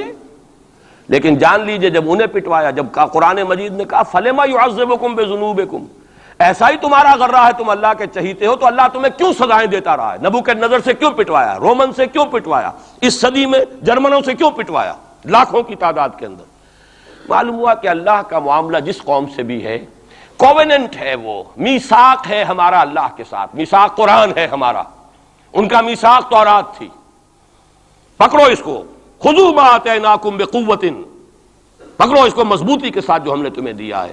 اگر اس سے بے وفائی کرو گے تو ہم سے کوئی تعلق نہیں، بلکہ تم مجرم ہوگے اصل. باقی لوگوں کے پاس تو کتاب ہے نہیں، شریعت ہے نہیں، دین ہے نہیں، ان کو تو پہنچانا تمہارے ذمہ تھا. تم تو ان کو کیا پہنچاتے، خود اس سے بے وفائی کر بیٹھے ہو. لہذا ساری دنیا کی گمراہی کی ذمہ داری بھی تمہارے کندھوں پر ہے. یہ ہے وہ جرم جس کی بنا پر سزا ملے گی. سزا کے مستحق ہیں ہم، اور ہم میں سب سے بڑھ کر عرب ہیں جن کی مادری زبان عربی ہے، جن کو صرف نحو پڑھنے کی ضرورت نہیں قرآن سمجھنے کے لیے. وہ تو از دل خیزت بر دل ریزت، براہ راست کمیونیکیشن قرآن سے ہو رہی ہے. وہ بے وفائی کریں تو ظاہر بات ہے مہا مجرم وہ ہیں. لیکن پھر غیر عرب مسلمانوں میں اس وقت روئے ارضی پر سب سے بڑی مجرم قوم 10 کروڑ مغربی پاکستانی. یہ میں ڈنکے کی چوٹ کہہ رہا ہوں اور بہت عرصے سے کہہ رہا ہوں، اس لیے کہ ہم وہ لوگ ہیں کہ جنہوں نے اسلام کے نام پر ملک بنایا. کوئی ملک دوسرا دنیا میں اس وقت اسلام کے نام پر نہیں بنا. ہم وہ لوگ ہیں پاکستان بنانے کے لیے لاکھوں جانیں مسلمانوں کی کلمہ گوؤں کی گئیں اور ہزاروں عصمتیں لوٹیں، اور نہ معلوم کتنی مسلمان لڑکیاں اور عورتیں جو ہے رہ گئیں پھر بھی ہمیشہ سکھوں کے پاس، اور وہ آئی نہیں پاکستان اس اسلام کے نام پر. اور کیا کیا ہے ہم نے؟ 46 برس ہو گئے، اس کہاں اسلام ہوا. لہذا اس سے بڑی مجرم قوم عربوں کے بعد ہم یہ کہہ سکتے ہیں ہمارا عام آدمی قرآن نہیں پڑھتا، قرآن جانتا نہیں، ٹھیک ہے، اپلی ہے کچھ نہ کچھ، اس اعتبار سے ان کے بعد نمبر ہمارا ہے، لیکن باقی پوری دنیا کے مسلمانوں سے بڑھ کر مجرم ہم. اور ہم اصل میں نہ صرف یہ کہ خود اپنے حصے کے مجرم ہیں، بھارت کے مسلمانوں کا بھی سارا وبال ہماری گردن پر ہے. آج میں چاہتا ہوں کہ اس کو آپ اچھی طرح نوٹ کر لیں. بھارت کے مسلمانوں نے، جسے آپ فرض کفایہ کہتے ہیں، نماز جنازہ فرض کفایہ، چند لوگوں نے بھی کسی مسلمان کی نماز پڑھ لی تو سب کی طرف سے ادا ہوگی، کسی نے بھی نہیں پڑھی تو سب مجرم ہو جائیں گے، بستی کے سب لوگ مجرم ہوں گے. بھارت کے مسلمانوں نے فرض کفایہ ادا کیا جب پاکستان بنوا دیا آپ کو، اور اس کی قیمت آج بھی وہ دے رہے ہیں. کھلے نعرے لگ رہے ہیں مسلمان کے 2 استھان، پاکستان یا قبرستان، تیسرا کوئی جگہ نہیں.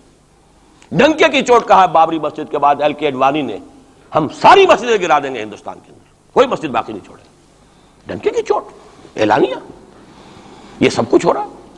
اور یہ نعرے تو نہ معلوم کب سے لگ رہے ہیں، اور نہ معلوم کب سے میں یہاں ان مسجدوں کے اندر بھی اور اپنی تقریروں میں غور کرتا رہا ہوں کہ کیا وہاں ہو رہا ہے. لیکن ہمارے تو کان پر جوں نہیں ریگتی. ہمارے تو وہی دھندے ہیں، وہی کاروبار ہے، اپنا بزنس ہے، اس کے سارے مسئلے ہیں، اس کی اپنی بلڈنگیں ہیں، اپنی موٹریں ہیں، اپنے ٹیلی ویژن ہیں، اپنے کئی کورسز کے ڈنرز ہیں. اللہ خیر صلی اللہ، ہمیں بحث کیا اسلام سے؟ تو بتائیے ہم سے بڑا مجرم کون ہوگا؟ آج جو کچھ ہندوستانی مسلمان پر بیت رہی ہے اس کا جرم ہمارے کندھے پر ہے. یہ میں جذباتی انداز میں نہیں کہہ رہا، میں تو 2 اور 2 4 کی طرح ثابت کر سکتا ہوں. انہوں نے فرض کفایہ ادا کر دیا، اور اس وقت یاد کیجئے مولانا ابوالکلام آزاد، مولانا مدنی، جمعیت علماء ہند کے علماء اپنے تقدس اور اپنے تدین اور اپنے تقوی کے اعتبار سے انکویسچنیبل، کوئی شک و شبہ نہیں ہو سکتا ان کی نیت پر اور ان کے تقوی پر اور کردار پر. انہوں نے کیا کہا تھا؟ یہی کہا تھا کہ یہ پاکستان بنا کر تم مسلمانان ہند کو 3 حصوں میں تقسیم کر دو گے. 3 میں کہا تھا، 2 میں نہیں، 3 میں. حالانکہ بظاہر تو ایک پاکستان بن رہا تھا نا، لیکن یہ مولانا ابوالکلام آزاد کے الفاظ تھے کہ 25 برس سے زیادہ یہ 2 خطے یکجا نہیں رہ سکتے. اور 25 برس کیا، 24.25 برس میں ٹوٹ گیا پاکستان. 25 برس پورے نہیں ہوئے، اور ان کے الفاظ تھے یہ کہ 25 برس سے زائد جمع نہیں رہ سکتے. 24.25 برس میں ختم ہو گیا. 16 دسمبر 1970 کو پاکستان ختم ہو گیا کہ نہیں ہو 71 کو. بہرحال نوٹ کرنے کی بات ہے. ہم نے کیا کہا تھا؟ میں بھی مسلم لیگی تھا، میں نے بھی نعرے لگائے ہیں، چاہے غیر شعوری دور تھا، ہائی اسکول اسٹوڈنٹ تھا. پاکستان کا مطلب کیا، لا الہ الا اللہ، فلک شگاف نعرے لگائے ہیں. اور نوائے وقت کا پرچہ انتظار کرتے تھے اسٹیشن پر کھڑے ہو کر، حصار ریلوے اسٹیشن کے اوپر، کہ اب گاڑی آئی اور اب نوائے وقت لیا اور پھیل گئے پورے شہر میں اس کو پہنچانے کے لیے. ہم کیا کہا کرتے تھے؟ جی نہیں، 2 طرف سے پاکستان جو ہے مضبوط پاکستان ہوگا. ہندوستان میں کسی ہندو کو جرت ہوگی مسلمان کے لیے کوئی میلی نگاہ سے دیکھنا بھی؟ وہ سارے خواب کہاں گئے؟ وہ تو حرم ہوئے.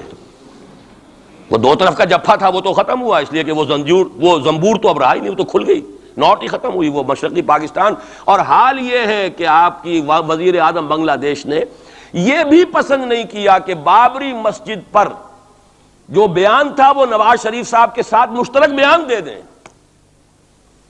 یہ اشتراک بھی دنیا کے سامنے نہ آ جائے کہ مشرقی پاکستان سابقہ اور اس وقت بنگلہ دیش کی وزیر اعظم اور مغربی پاکستان جو اب وٹ ریمینز آف پاکستان کے تحت صرف پاکستان ہے، اس کے وزرائے اعظم نے مشترکہ بیان دے دیا. یہ بھی نہیں آنا چاہیے. یہ حال ہے ہمارا. حالانکہ بات اپنی جگہ پر کوئی ایسی نہیں تھی، کوئی سیاسی نہیں، ایک مذہبی معاملے کے اوپر اظہار رائے کرنا تھا. انہوں نے کہا نہیں، آپ کے ساتھ مشترک بیان میں نہیں دوں گی. نہیں دیا اس نے. تو وہ جو تھا 2 طرف سے جفا وہ تو سن 71 میں کھل گیا. جو ہمارا حال ہے وہ تو ہونا ہی تھا. یہ ملک بنا اسلام کے نام پر، اس کا استحکام ہو سکتا تھا تو صرف اسلام کی بنیاد پر ہو سکتا تھا. اسلام سے غداری کی لہذا یہاں تو اب قومیتیں ہیں، یہاں تو اب ایتھنک اور ریجنل اور نہ معلوم کس کس قسم کی اور لنگوسٹک جو ہے نیشنلٹیز ہیں، نیشنلزمز ہیں، وہ جو ایک امت ایک وقت میں بن گئی تھی، ایک قوم مسلم قوم ہندو کے مقابلے کے لیے، وہ تو ختم ہوئی۔ اور حال کیا ہو گیا ہے، اس سے پہلے بھی کبھی کبھی ہندو مسلم فسادات ہوتے تھے، کیا سندھ سے مسلمان نہیں پہنچ جاتا تھا وہاں ریلیف کے لیے؟ کیا پنجاب سے اور سرحد سے مسلمان نہیں جاتے تھے؟ بہار نہیں گئے تھے؟ کیا کانپور کی مسجد شہید ہوئی تھی 1915 میں تو پوری ہندوستان سے مسلمان نہیں پہنچ گئے؟ آپ کیا کر رہے ہیں؟ مندر گرا دیے، یہاں بڑی بہادری کا کام کیا، مندر گرا دیے، شرم سے ڈوب مرنے کا مقام ہے۔ یہاں بھی گویا کہ ہم اپنے عمل سے اسلام کی مخالفت کر رہے ہیں۔ اسلام تو اجازت نہیں دیتا، آپ کسی اور کے جرم کی سزا کسی اور شخص کو نہیں دے سکتے۔ ہمارے پاس تو یہ سیکریٹ ٹرسٹ ہیں، یہ لوگ ذمہ وہ اپنے آپ کو منواتے نہیں، لیکن ہمارے تصور سے، اسلام کے تصور سے ذمہ ہیں۔ ان کی جان، مال، عزت، آبرو، ان کی عبادت گاہوں کی حفاظت کا ذمہ ہے ہمارا۔ لیکن بڑی بہادری کی ہے، ذرا سوچئے تو صحیح کیا دنیا نے سوچا ہوگا، اور نتیجہ کیا نکلا؟ اگر کسی درجے میں بھی بابری مسجد کی شہادت پر کوئی دنیا میں کوئی رائے عامہ ہو سکتی تھی کوئی ہندوستان کے خلاف، ختم ہو گئی۔ جو انہوں نے کیا 10 گنا تم نے کر لیا۔ انہوں نے ایک مسجد گرائی ہے، تم نے اتنے 100 کہتے ہیں، پتہ نہیں مجھے تو معلوم نہیں 100 گرائے کتنے گرائے ہیں، بہرحال جتنے مندر تھے تم نے گرا دیے۔ فرق کیا ہے؟ ایک کردار ہے تمہارا، ایک ہی تمہارا اخلاق ہے، ایک ہی تمہارا معیار ہے، کوئی فرق ہی نہیں۔ بلکہ وہاں تو کم سے کم یہ تو رہا ہے، دنیا کی آنکھوں میں دھول ڈالنے کے لیے کم سے کم یہ کہ فورن منسٹری جو ہے اس نے ریزائن کیا، ہم نے مان لیا جی ہم نہیں کر سکے، ہم مجبور ہیں، حالانکہ سب ان کی اجازت سے ہوا ہے، بلکہ ان کی ملی بھگت سے ہوا ہے۔ لیکن یہ کہ کلیان سنگھ نے فوراً استعفیٰ دے دیا، منسٹری ختم ہو۔ پھر وہ بھارت کی مرکزی حکومت نے اور بھی پارٹیز کو بھی بین کر دیا، اور اس کے بعد یہ ہے کہ انہوں نے حکومتیں بھی 3 اور صوبوں کی توڑ دی۔ وہ تو سرخرو ہو گئے پوری دنیا کی جو رائے عامہ ہے، ہم اس کے سوا کیا کر سکتے ہیں؟ ہمارا ایک دستور ہے، دستور میں جو بھی صوبائی حکومت ہوتی ہے اس کی اجازت کے بغیر ہم فوج بھیج نہیں سکتے۔ وہاں پہ صوبائی حکومت تھی، اس نے ہمیں یقین دہانی کرائی تھی، سپریم کورٹ کو بھی یقین دہانی کرا دی تھی کہ مسجد کو کچھ نہیں ہوگا، تو ہم تو اس کے اوپر ڈیپینڈ کر رہے تھے۔ ہے سب جھوٹ، سب کو پتا تھا جو کچھ ہوگا، اندر خانے ملی بھگت تھی، لیکن یہ ہے کہ کم سے کم انہوں نے فیس سیونگ کے لیے ان کے پاس مواد موجود ہے، آپ کے پاس تو وہ بھی نہیں۔ آپ کے تو اخبارات نے لکھا ہے کہ کارپوریشنز کے ٹریکٹرز جو ہیں گئے ہیں گرانے کے لیے، اور وزراء جو ہیں، ایک وزیر کا نادر پرویز کا تو نام آیا ہے، اخبار میں خبر تھی، ہم نے بھی پڑھی تھی، فوٹو بھی دیکھا تھا کہ وہ خود ہاتھ میں پھاوڑا لے کر جو ہے وہ منظر گرانے کے لیے چلے۔ یہ جو صورتحال ہے جان لیجئے، اس وقت میں آپ کو بتانا چاہتا ہوں ہندوستان کے مسلمان پر تو جو قیامت بیت رہی ہے۔ میں نے اپنا ایک تاثر کچھ عرصے پہلے یہاں شد بیان کیا تھا، رہا ہے میرا تاثر، اور وہ ہے اصل میں وہ لاسٹ سپر جو ہے انجیل میں جس کا تذکرہ ہے حضرت مسیح علیہ السلام نے جو آخری کھانا رفع سماوی سے قبل کھایا ہے اس باغ میں جہاں روپوش تھے اپنے حواریین کے ساتھ۔ تو اس میں یہ الفاظ آئے ہیں، میں نہیں جانتا صحیح ہیں غلط ہیں، وہ ایک علیحدہ بات ہے، کہ آپ نے وہ روٹی توڑی اور کہا کھاؤ، eat and this is my flesh, یہ میرا گوشت ہے، کھاؤ۔ اور اس کو کہتے ہیں وائن، کوئی مشروب ہوگا جو بھی ہوگا، ڈالا کہ پیو، drink and this is my blood. میرا احساس ہمیشہ یہ رہا ہے، اس کے بعد کچھ ماند پڑ گیا، جب یہاں مسلمان نے یہاں مارا ہے اور کچلا ہے اور زندہ آگ میں جلایا ہے، پھر بات ختم ہو گئی، میرے دل کے اوپر سے وہ احساس ختم ہو گئے۔ وہاں ہندو کے ہاتھوں جب مسلمان کے ساتھ یہ کچھ ہوتا تھا تو پھر جب میں کھانا کھاتا تھا محسوس کرتا تھا کہ میں ہندوستانی مسلمان کا گوشت کھا رہا ہوں اور ہندوستانی مسلمان کا خون پی رہا ہوں۔ یہ ہمیں عیش جو یہاں حاصل ہے، جو آرام حاصل ہے، جو ہمیں یہاں پر سہولتیں حاصل ہیں، جو معاشی اس کی کاسٹ پر ہے۔ اس نے آپ کو یہ ملک لے کر دیا اور آج تک اس کی قیمت ادا کر رہا ہے، اور ہم جو ہے عیش کر رہے ہیں، گل چھرے اڑا رہے ہیں۔ یہاں جس کے پاس 2 پیسے ہو گئے برقع اتار کے اس نے پھینک دیا، یہ معلوم ہوتا ہے کہ یہ تو مفلسی کو چھپانے کا ذریعہ تھا۔ 4 پیسے ہوں، اچھے کپڑے پہنے ہوئے ہوں، میک اپ صحیح کیا ہوا ہو، تو پھر برقعے کی کیا ضرورت ہے؟ اور میں نے شاید سنا ہے آپ کو، مجھ سے تو چند لڑکیوں نے یہ الفاظ کہے باقاعدہ۔ میں جب پریکٹس کرتا تھا لاہور میں کرشن نگر میں، تو ایک گھرانے کی، اور مجھے معلوم ہوا کہ ان کے والد انتہائی نیک تہجد گزار، کئی لڑکیاں تھیں بہنیں، ایک ہی تقریباً عمر 200 سے 1.5 سال کی، کبھی وہ آتی تھی کلینک میں میرے تو برقعے سمیت، کبھی آ رہے ہیں تو بغیر برقعے کے۔ تو میں نے پوچھا یہ کیا تماشا ہے آپ لوگوں کا، کبھی بغیر برقعے کے کبھی برقعے سمیت۔ صاف جواب دیا، میں ان کے الفاظ کوٹ اینڈ کوٹ میں ان کے الفاظ کوٹ کر رہا ہوں، ڈاکٹر صاحب جب ہمیں کوئی میک اپ کرنے کا، کپڑے بدلنے کا موقع نہیں ملتا تو ہم برقع پہن لیتے ہیں، اور جب ہمیں موقع ملتا پھر ہم برقع کائے کو پہن۔ تو گویا کہ اس کو چھپانے کا ذریعہ برقع ہے کہ کپڑے میلے ہیں، میک اپ نہیں کیا تو لہذا برقع پہن لیا جائے۔ یہ ہے حال پاکستان میں اسلام کا جو ہم نے بنایا ہے۔ تو میں جو کچھ دیکھ رہا ہوں وہ یہ ہے کہ ہندوستان میں تو قیامت، اب وہاں جو آفیشیل فگرز ہیں 1000 1200 کتنے ہیں، لیکن کم سے کم 10,000 آدمی، اور اب یہ چین ہے فسادات کی۔ کل کے اخبار میں احمد آباد کی تھی، کبھی کہیں ہے کبھی کہیں ہے، اور واقعہ یہ ہے کہ تبصرے یہ ہو رہے ہیں کہ ہندو فنڈامنٹلزم از آن دی رائز۔ یہ جو کچھ ہوا ہے، جتنا بھی اس کے اندر ان کو گرایا گیا ہے، ان کی حکومتیں گرائی گئی ہیں، اس سے انہیں تقویت حاصل ہو رہی ہے۔ They are getting stronger and stronger. Congress کے لیے اب اپنی جو ہے جان بچانی مشکل ہے، اور اس وقت سب سے بڑا ان کے لیے جو ہو گیا وہ یہ ہے کہ وہ کمیونسٹوں کی سپورٹ کے بغیر چل نہیں سکتے، اور کمیونسٹ جو ہے وہ ان کی جو اس وقت وہ امریکہ کے زیر اثر جو اپنی اکنامک پالیسیز چینج کر رہے ہیں اس کا ساتھ دینے کو تیار نہیں، تو یہ ڈائلیما ہے۔ جبکہ ادھر جو ہے وہ بالکل جو ہندو ذہن ہے وہاں کا ریوائولسٹ ذہن وہ پوری طریقے سے قائم۔ تو اب اس وقت میں اس کے حوالے سے عرض کر رہا ہوں کہ ہندوستان اور پھر پاکستان کو علیحدہ نہ سمجھیے، اس لیے کہ ہندوستان کو اگر انہوں نے مسلمانوں سے یا اسلام سے خالی کرا لیا تو پھر ان کے بعد ان کا ٹارگٹ جو ہے پاکستان تو ہے ہی ہے، ہم تو ان کے ٹارگٹ نمبر 1 ہیں۔ ذہناً انہوں نے کبھی پاکستان کو تسلیم نہیں کیا، اور ہمارا اب ساتھی ہے کون؟ اللہ پر تو نہ یقین نہ اس سے ہمارا تعلق، جو معاملہ نہ دارت سخن آشنا نہ باشد۔ اللہ سے تعلق کیا ہے ہمارا؟ اللہ سے کون سی دوستی ہے؟ اللہ کیوں ساتھ دے ہمارا؟ ہم تو مجرم ہیں نمبر 1 اس کے، اور باقی دنیا میں جن پر سہارا تھا، جن پہ تکیہ تھا، وہی پتے ہوا دینے لگے۔ وہ تو بالکل امریکہ کی پالیسی معلوم ہوتی ہے کہ ہمیں تو ہاتھ پاؤں باندھ کر جیسے ہندو کے سامنے ڈال دیا جائے۔ کبھی وہ ٹیررسٹ اسٹیٹ قرار دینے کی دھمکی آ جاتی ہے، فیلرز کی شکل میں آ جاتی ہے۔ یہ فیلرز دیے جاتے ہیں اس لیے تاکہ بات پہنچ جائے۔ اگر صرف بات اس طریقے سے انڈائریکٹلی پہنچنے سے مطلوبہ مقصد حاصل ہو جائے تو خام خواہ براہ راست کہنے کی ضرورت کیا ہے؟ وہ مطلب تو حاصل ہو۔ سب نے سجدہ سہو کیا ہوا ہے، ہمارے ہاں ہر ادارہ سجدہ سہو کر چکا امریکہ کے سامنے، ٹوٹل سرنڈر۔ اور یہ بات جو قاضی حسین احمد صاحب کہہ رہے ہیں 100% درست کہہ رہے ہیں، 100% درست کہہ رہے ہیں۔ ٹوٹل سرنڈر، چاہے وہ بے نظیر ہو، چاہے وہ نواز شریف ہو، اور چاہے وہ کوئی اور ادارہ ہو آپ کا جو یہاں پہ قوت کا اصل سرچشمہ ہے اور منبع ہے، سب کے سب 100% جو ہے اس کے سامنے سجدہ کر چکے ہیں۔ یہی وجہ ہے کہ وہ بے نظیر کا ساتھ نہیں دے رہے۔ بے نظیر کا ساتھ کائے کو دے؟ اگر نواز شریف ان سے بڑھ کر، ہم بھی ہیں اس دربار کے، اگر یہ کہنے کے لیے وہ ان سے بڑھ کر تیار ہو تو اسے کیا ضرورت پڑی ہے؟ اس کی کون سی کوئی رشتہ داری ہے بے نظیر کے ساتھ یا کسی اور کے ساتھ؟ ہاں، اگر نواز شریف کہیں کسی جگہ پر بھی کوئی اپنے پاؤں کو گھسیٹتا، ڈریگ کرتا اپنے فیٹ کو، کہیں کوئی رکاوٹ ڈالتا، پھر ٹھیک ہے، پھر اس کو آلٹرنیٹ لانے کے لیے تو کوئی ہے نہ کوئی سوال۔ لیکن جب وہ ان سے بڑھ کر نیاز مند ہوں، ان سے زیادہ بڑھ کر سجدہ کرنے کو تیار ہوں، ان سے بڑھ کر کہیں ہم شریعت کورٹ ہی کو اٹھا کے پھینک دیں گے اگر سود کا معاملہ جو ہے شریعت کورٹ کے حوالے سے ہمارے لیے مصیبت بنا، سود تو دیں گے، چلے گا، لائیے، خدا کے لیے لائیے، پیسہ لے کے آئیے، ہمارے ملک میں آئیے، پیسہ لگائیے۔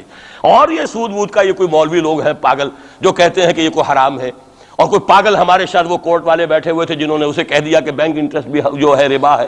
باقی آپ ہم سے کوئی ڈر نہ رکھیے، میرے اسلام کو اب قصہ ماضی سمجھو، ہنس کے وہ مس بولی کہ پھر مجھ کو بھی راضی سمجھو۔ سیدھی سیدھی بات ہے، جھگڑا تو اسلام سے تمہارے سے تو نہیں، نہ بے نظیر سے جھگڑا ہے اور نہ نواز شریف سے جھگڑا ہے، جھگڑا اسلام سے۔ اس حوالے سے بہت برا وقت آ رہا ہے، اور اس میں ایک پہلو میں اور چاہتا ہوں کہ آپ حضرات کے سامنے بیان کر دوں۔ پوری دنیا میں تو فنڈامنٹلسٹ مشہور ہو گیا مسلمان، پوری دنیا کا ذرائع ابلاغ لگے ہوئے ہیں۔ اصل فنڈامنٹلزم جو ہے، بلکہ 2 باتیں عرض کر دوں، ریشزم پوری دنیا میں بدنام گالی، اور اصل ریشسٹ ملک اسرائیل، اسے کوئی کچھ نہیں کہتا، اس لیے کہ وہ مذہبی ریاست نہیں ہے، وہ تو بلکہ یہودیت ہے ہی نسلی مذہب۔ ساؤتھ افریقہ کیا ہوگا کوئی نسل پرست قوم یا نسل پرست ملک؟ وہ تو کچھ بھی نہیں تھا۔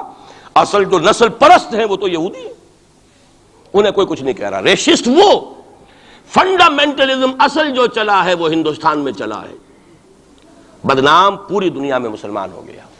لیکن اب اس کا میں بلیم نہ امریکہ کو دے سکتا ہوں نہ کسی اور کو، یہ تو اے باد سبا ہی ہم آوردہ توستی، ہمارا اپنا کیا دھرا ہے۔ میں آپ کو ایک حوالے سے بتا دینا چاہتا ہوں، ہمارے ہاں علامہ مشرقی اٹھے، چپ راس چپ، چپ راس چپ، اور بیل چاپ پورے ہندوستان کو دہلا دیا، دہل گئی زمین ہندوستان کی، راس کماری سے لے کے درہ خیبر تک، اور بڑے بڑے نوٹیبلز۔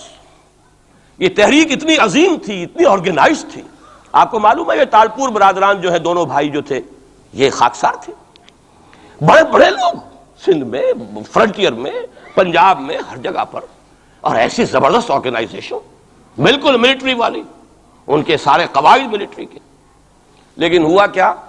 آر ایس ایس 1925 میں قائم ہوئی ہے اسی کے رد عمل میں. ہندو سویا ہوا تھا، انہوں نے دیکھا یہ مسئلہ اٹھ گیا ہے، اتنا زبردست اٹھ گیا ہے، اس زور شور کے ساتھ اٹھ گیا ہے، اس کی چپراس جو ہے وہ زمین جو ہے لرز رہی ہے، اس سے تو اٹھنا پڑے گا نا. لہذا باقاعدہ جو آر ایس ایس 1925 میں قائم ہوئی ہے اسی کے رد عمل میں، اور اس مقصد کے ساتھ، ڈکلیئرڈ مقصد، ہندوؤں کو متحد کیا جائے تاکہ وہ بھرپور طریقے سے مسلمانوں کا مقابلہ کر سکیں. ہندو واد آن دی ڈیفینسو.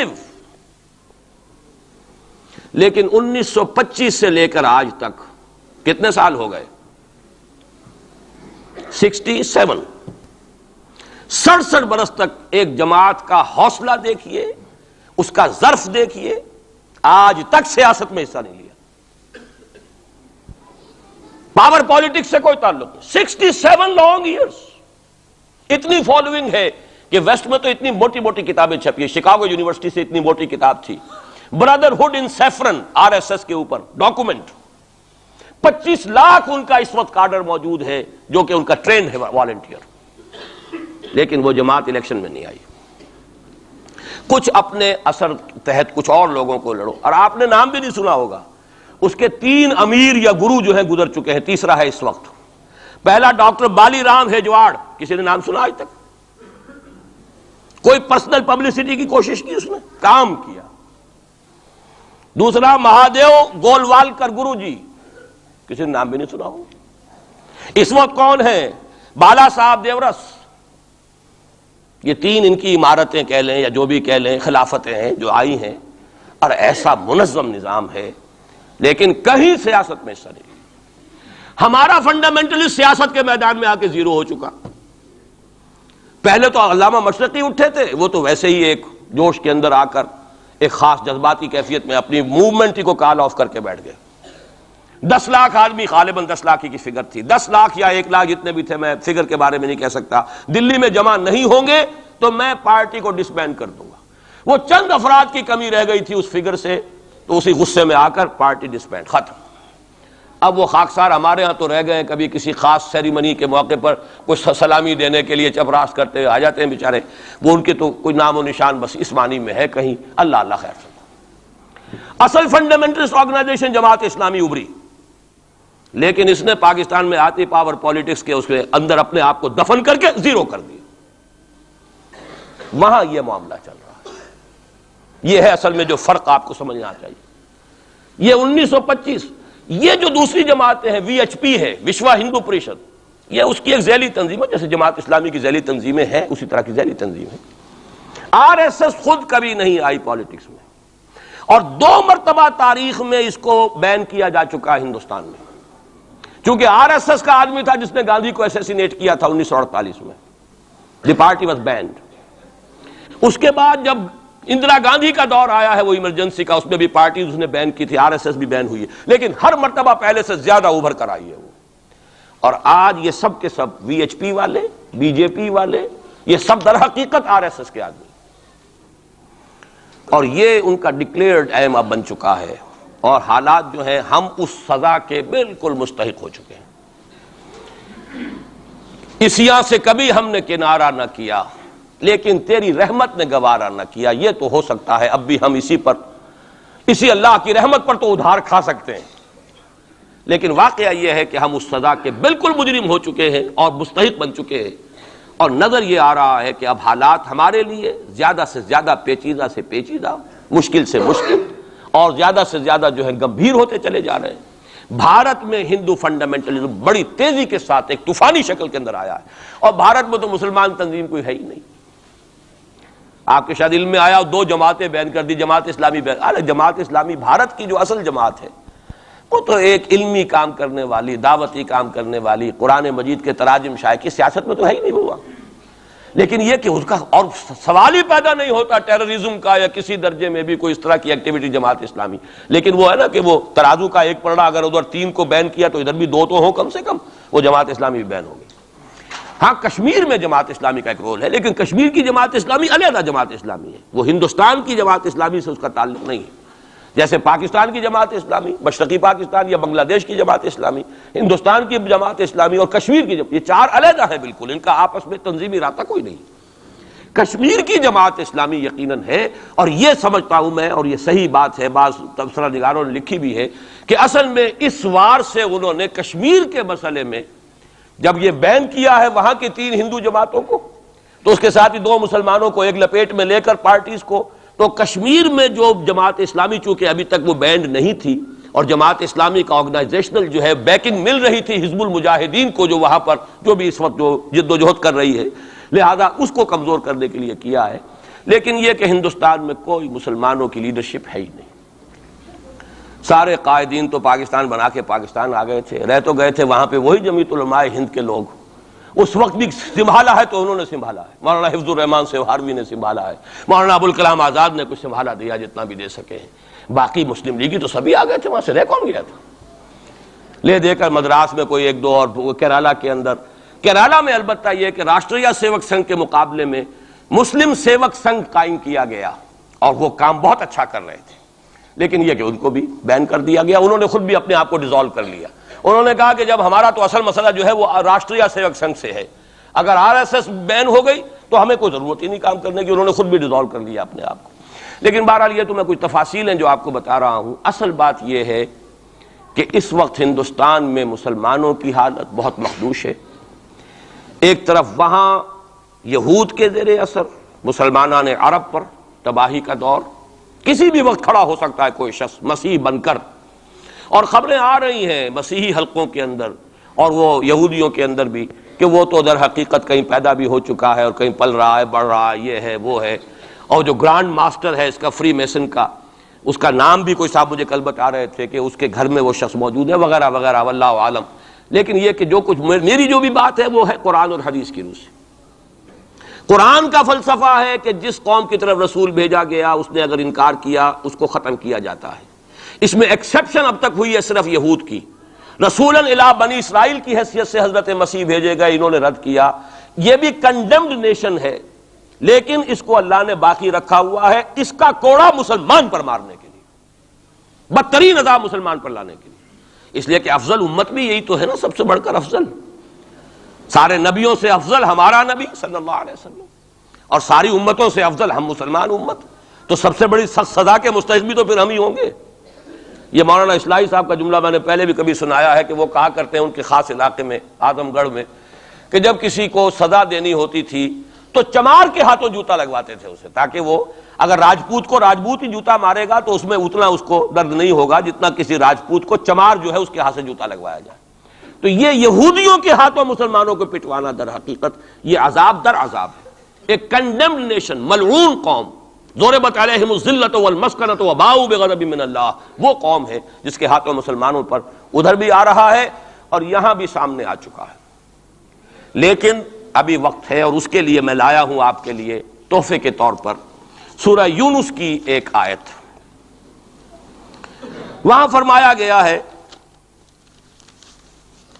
فلولا كانت قرية آمنت فنفعها إيمانها إلا قوم يونس لما آمنوا كشفنا عنهم عذاب الخزي في الحياة الدنيا ومتعناهم إلى حين۔ رسولوں کی تاریخ میں ایک استثناء ہے، میں چند منٹ اضافی لے رہا ہوں، آپ لوگ بھی حاضر ہیں بھی اور میرا خیال ہے کہ دلچسپی آپ کی کم نہیں ہو رہی ہے، آیا بھی 4 مہینے بعد ہوں اس لیے وقت کا بھی زیادہ حق ہے میرا۔ ایک استثناء تو میں نے کہا یہودی، انہوں نے اپنے رسول کو اپنے اعتبار سے سولی پر چڑھایا لیکن ابھی تک بچے ہوئے ہیں، لیکن ان کی تو ہونی ہے وہ سزا جو آنی ہے حضرت مسیحی کے ہاتھوں آنی ہے۔ جب وہ دجال آئے گا، دجال کے ہاتھوں مسلمانوں کی خوب پٹائی ہو چکے گی، عرب مسلمانوں کی، پھر ان کو کیفر کردار تک پہنچانے کے لیے حضرت مسیح آئیں گے۔ یہ احادیث صحیحہ کے اندر بالکل صحیح، جس میں کسی شک و شبے کی گنجائش نہیں، اس میں گنجائش شک و شبے کی یا قادیانی کے لیے ہے یا منکر حدیث کے لیے، کسی راسخ العقیدہ مسلمان کے لیے ممکن نہیں۔ لیکن ایک استثناء اور رہا، اور وہ قوم یونس علیہ السلام۔ اس قوم کو بھی حضرت یونس علیہ السلام بھیجے گئے، اس کی طرف انہوں نے رد کر دیا۔ اور عذاب الہی کا فیصلہ ہو گیا. لیکن ایک قانون اللہ کا رہا ہے رسولوں کے باب میں، رسول ہجرت نہیں کر سکتا، اپنی جگہ کو چھوڑ کر نہیں جا سکتا جب تک کہ ایکسپریس پرمیشن اللہ کی نہ آ جائے. جیسے آپ کو معلوم ہے کوئی بڑا افسر جو ہوتا ہے وہ اپنے ہی can't leave station, D C نہیں جا سکتا اپنا ہیڈ کوارٹر چھوڑ کر. اسی طریقے سے رسول اللہ کا نمائندہ، حکومت خداوندی کا نمائندہ، وہ نہیں جا سکتا. حضرت یونس سے صرف یہ خطا ہوئی غصے کی وجہ سے، اور غصہ کس کے خلاف؟ اللہ کے خلاف نہیں، معاذ اللہ، ان کافروں کے خلاف غصے کی وجہ سے چھوڑ کر چلے گئے کہ بس اب عذاب آنے والا ہے، تم عذاب کے مستحق ہو گئے، میں جا رہا ہوں. ابھی اللہ کی اپروول نہیں آئی تھی جانے کی. یہ ڈیبٹ ہے حضرت مسیح کے، حضرت یونس پر، کہ جو کریڈٹ ہو گیا قوم کے لیے. واحد قوم ہے کہ جب عذاب کے آثار شروع ہو گئے قوم کو محسوس ہو گیا یہ یونس ٹھیک کہتے تھے. وہ نکل آئے اپنے گھروں سے اور چیخنے چلانے لگے اور دعائیں کی اور توبہ کی اور گڑ گڑائے اللہ ہمیں معاف فرما دے. تو چونکہ رسول سے یہ ایک خطا ہو چکی تھی، اس کا ڈیبٹ ان کو کریڈٹ کی شکل میں ملا ہے، عذاب واپس ہو گیا. متعناہم الی حین، انہیں ہم نے ایک اور مہلت دے دی ایک وقت معین تک. اس کا ابھی ہمارے پاس موقع ہے. میں جو کچھ عرض کر رہا ہوں وہ عذاب الہی اب سامنے ہے. اب بھی جسے نظر نہ آ رہا اس سے بڑھ کر اندھا کوئی نہیں ہے. بھارت کے حالات دیکھنے کے باوجود اگر نظر نہیں آ رہا ہے کتنا بڑا انہوں نے قدم اٹھایا ہے. اور مسلمان کیا کر سکتا تھا؟ کوئی ریزنٹمنٹ کی ہزاروں سینکڑوں، پولیس والوں نے بھولے، وہاں کوئی اس وقت رائٹس نہیں ہوئے. اور صاف کہا ہے ریڈیوز نے بھی، بی بی سی نے بھی، پولیس کی فائرنگ سے مارے گئے. ایک دن میں 300 آدمی بامبے کے اندر جو ہلاک ہوا ہے پولیس فائرنگ سے ہوا. کیسے مقابلہ کر لے؟ فوج کا کیسے کر لے؟ پولیس کا کیسے کر لے؟ اس اعتبار سے جو کچھ وہاں بیت رہی ہے وہ تو بیت رہی ہے. جو ہم پہ گزری سو گزری مگر شب ہجراں. اب یہ معاملہ پاکستان والوں کے سوچنے کا ہے جو ہم پر گزرے گی. کچھ لوگ ہمارے ہاں بڑے دانشور بنے پھرتے ہیں اور بڑے شوق سے یہ ہندوستان ٹوٹ جائے گا. وہ تو ٹوٹے گا لیکن اس کے ٹوٹنے سے پہلے تم پر جو آفت ٹوٹے گی اس کا تمہیں تصور نہیں. تم سمجھتے ہو کہ یہ جو لکیر کھینچی ہوئی ہے سرحد کی یہ بچا لے گی، جبکہ اصل مجرم تم ہو، میں ہوں، آپ ہیں، جنہوں نے ان کی کوسٹ پر یہاں عیش کے اپنے ایوان سجائے ہیں، ان کا خون پی رہے ہیں یہاں پر عیش گاہوں کے اندر. ہم ہیں اصل مجرم. تو ہم در حقیقت وہ عذاب الہی جو ہے بالکل سر پر آ چکا. اور یہ میں بتا چکا ہوں کہ اول نمبر مجرم مسلمانان عرب، نمبر 2 مسلمانان پاکستان. لیکن قوم یونس کی طرح سے ایک امکان ہے کہ ہم ابھی توبہ کریں، روئیں، گڑ گڑائیں، فیصلے کریں، زندگیوں کو بدلیں. انفرادی توبہ جب تک نہ ہوگی تو اجتماعی کیسے ہو جائے گی؟ افراد کے ہاتھوں میں ہے اقوام کی تقدیر، ہر فرد ہے ملت کے مقدر کا ستارہ. ہماری بیماری کیا وہ کر دے، میں بیٹھا رہا ہوں، میں تو اپنے دھندے، اپنی دکان، اپنا کاروبار، اپنی فرم، اپنا پروفیشن میں تو اس سے نہیں لوں گا، اور لوگ کر دیں. بہت کریں گے، کوئی تھوڑے سے چندے دے دیں گے، بس بہت ہے. باقی ہمارے عیش، ہمارے کاروبار، ہمارے پروفیشن، ہم اس سے وقت کیسے نکال لیں؟ کیسے ممکن ہے؟ پھر کسی کے ہاتھ میں ہاتھ کیسے دے دیں؟ کسی کو امیر مان لیں، اس کا حکم مانیں. جبکہ دنیا میں جیسا کہ میں نے عرض کیا وہاں کیا ہوتا ہے، آر ایس ایس کے اندر اگلا امیر بھی وہ منتخب نامزد کرتا ہے پچھلا امیر، اور اپنے پاس رکھتا ہے ڈکلیئر کر کے کہ میرے بعد یہ ہوگا، تاکہ ٹریننگ اس کی زندگی میں لے لے. اور نظم چل رہا، 25 لاکھ اس وقت ان کے والنٹیئرز ہیں پورے ہندوستان کے اندر. ہمارے ہاں جماعتوں پہ سپلٹ ہو رہی ہے، ٹوٹ پھوٹ ہو رہی ہے، اور نئے محاذ ایک اینٹ اور روڑے اور جمع کر کے، لیکن سب کو معلوم ہوتا ہے کہ یہ سب جمع ہوتے ٹوٹنے کے لیے. تو معاملہ در حقیقت یہ ہے کہ ابھی موقع ہے. ان ادری اقریب ام بعید ما توعدون وان ادری لعلہ فتنۃ لکم ومتاع الی حین. لیکن اس میں قرآن مجید ہی کی 2 آیات سے چند آیات آپ کو اور سنا کر اپنی بات ختم کرتا ہوں. یہ حصہ مجھے بھی احساس ہو رہا ہے کہ تشنہ رہ گیا ہے. ہو سکتا ہے کہ میں ایک جمعہ اور یہاں اپنا قیام بڑھا لوں، کیونکہ آیا ہوں 4 مہینے بعد، تو شاید 1 جنوری کا جمعہ بھی جاؤں. ابھی اس کو فیصلہ نہ سمجھیے، اعلان ہوگا تو اخبار میں آ جائے گا، لیکن اس کا امکان ہے، کیونکہ میں خود محسوس کر رہا ہوں کہ یہ دوسرا حصہ میری گفتگو کا جو ہے کہ کرنا کیا ہے، کس طور سے کرنا ہے، یہ جو ہے اس میں تشنہ رہ گیا ہے. اور اب بہتر یہی ہے کہ میں زیادہ وقت اس پر صرف نہ کروں، صرف وہ آیات آپ کا سورہ روم ہی کی آیات سن لیجئے. سورہ روم کی 6 آیتیں شروع میں میں نے سنائی، یہ ذرا 3 آیتیں سن لیجئے 30 سے 32 تک۔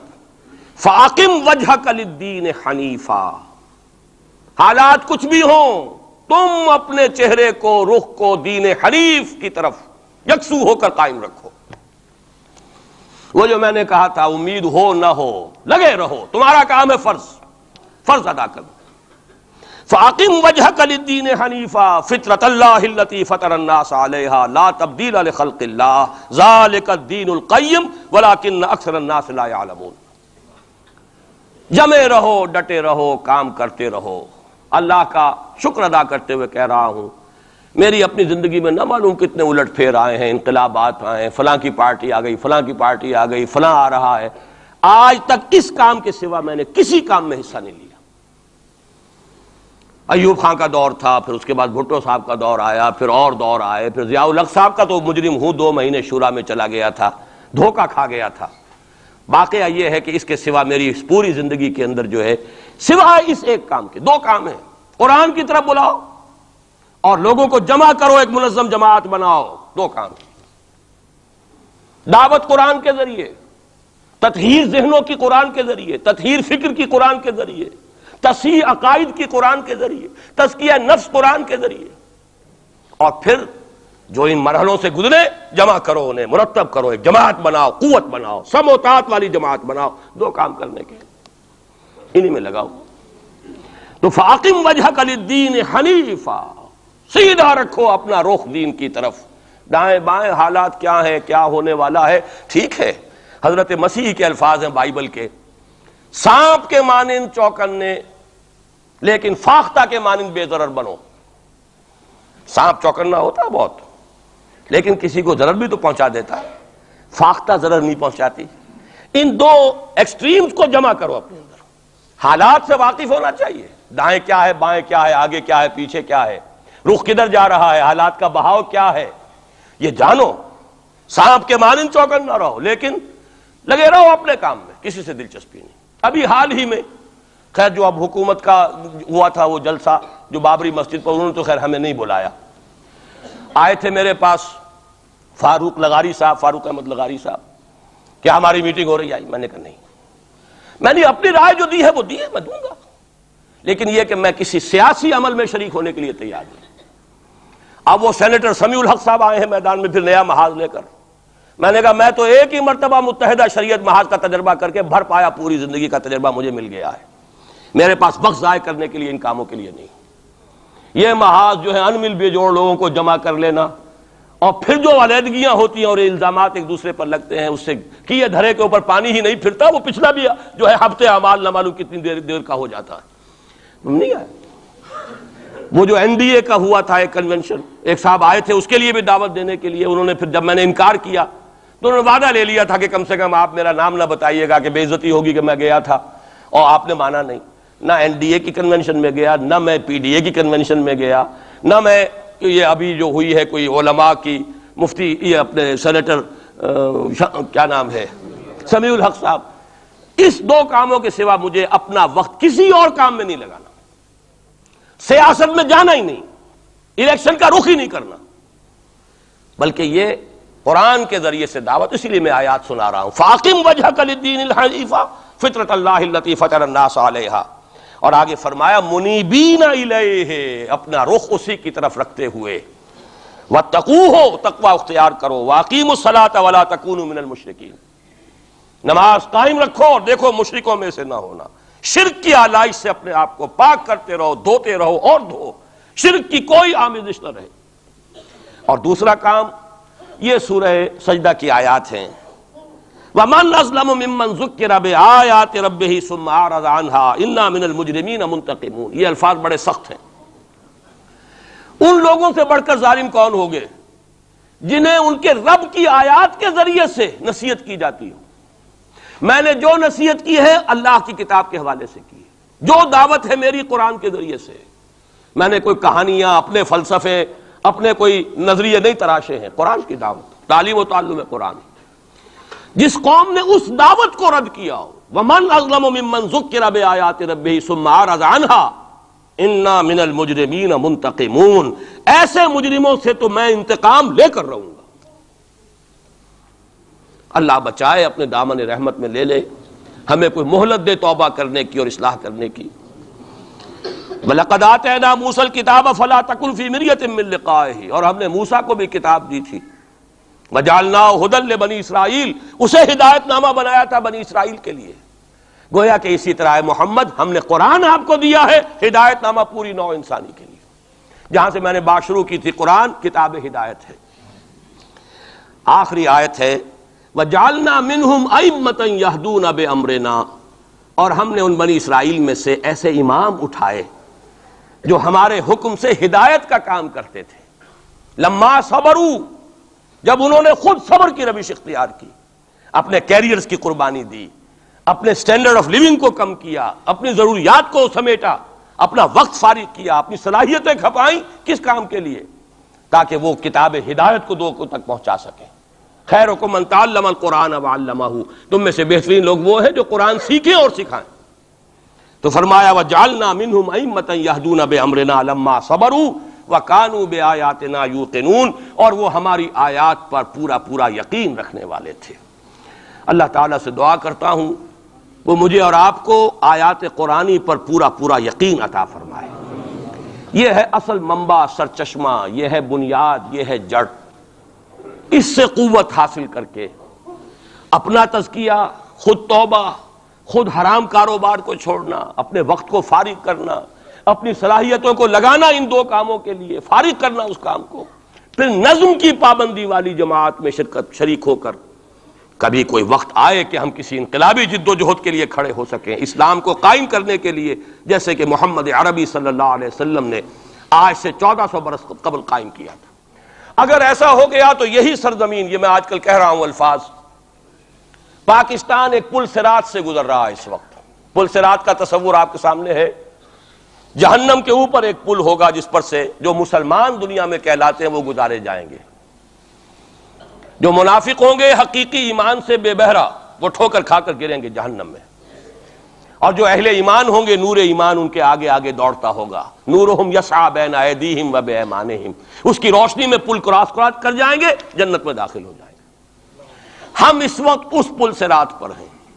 اگر یہاں آئندہ 2-3-4 سال کے اندر اسلامی انقلاب نہ آیا تو یہ ملک نسیم منسیہ ہو جائے گا۔ وہ بربادی یہاں آئے گی کہ رہے نام اللہ کا، خاکم بدہن۔ لیکن میں نہیں چاہتا کہ آپ کو دھوکے میں رکھوں، جو دیکھ رہا ہوں وہ دکھا دینا چاہتا ہوں، وہ تباہی آئے گی۔ یہ در حقیقت یہ تو میں آج سے کوئی 5-6 سال پہلے لکھ چکا، جب میں نے وہ استحکام پاکستان اور مسئلہ سندھ لکھی تھی۔ ایک ہی سن تھا جس سن میں کہ ہندوستان میں بھی اسلام داخل ہوا سندھ کے راستے، اسی سن میں اسلام اسپین میں داخل ہوا تھا جبرالٹر کے راستے، جبل الطارق کے راستے، یاد ہے؟ سن 92 یا 93 ہجری، 712 عیسوی، اس میں محمد ابن قاسم اسلام لے کر آئے، ہندوستان میں داخل ہوئے سندھ کے راستے۔ دونوں میں ایس ہے، سن بھی ایک، سندھ اور اسپین ایک ہی لفظ سے، ایک ہی لیٹر سے شروع ہو رہے ہیں۔ وہاں سے اسلام اور مسلمان کا خاتمہ ہو چکا، 500 برس ہو گئے، 1492 اور یہ 1992 ہے، پورے 500 برس، نام و نشان مٹ گیا اسلام کا، مسلمان کا۔ بین ہی اسی کا اندیشہ اس بر صغیر پاک و ہند کے لیے، بین ہی اسی کا اندیشہ۔ وہاں ہو سکتا ہے تو آپ کے ساتھ کیوں نہیں ہو سکتا؟ وہ تو پھر بھی عربوں کی اولاد تھے، ان کے تو رشتے تھے صحابہ کرام کے ساتھ، ان کا تو معاملہ کچھ اور تھا، ان کی تو مادری زبان بھی عربی تھی۔ اگر ان کے ساتھ یہ ہو سکتا ہے تو آپ کے ساتھ کیوں نہیں ہو سکتا؟ حذر ہے چیرہ دستاں سخت ہیں فطرت کی تعزیریں، اللہ کا کوڑا جب پڑتا ہے تو بہت سخت پڑتا ہے۔ اب دو ہی میں نے جیسا کہ عرض کیا ہے، یا چنا کن یا چنی، یا تو اس اسلامی انقلاب کے لیے کمر بستہ ہو جائیں، اور ورنہ پھر یہ کہ اس عذاب الہی کا کوڑا جو ہے وہ تو اب نظر آ رہا ہے۔ قوم یونس جیسے عذاب دیکھ کر ایمان لے آئی تھی، کاش کہ اب بھی مسلمان یہاں کا پاکستان کا بیدار ہو جائے اور توبہ کرنے کے لیے آمادہ ہو جائے۔ اقول قولی ھذا واستغفر اللہ لی ولکم ولسائر المسلمین والمسلمات۔ 15 منٹ کی تاخیر مجھے ہو گئی ہے، معذرت خواہ ہوں۔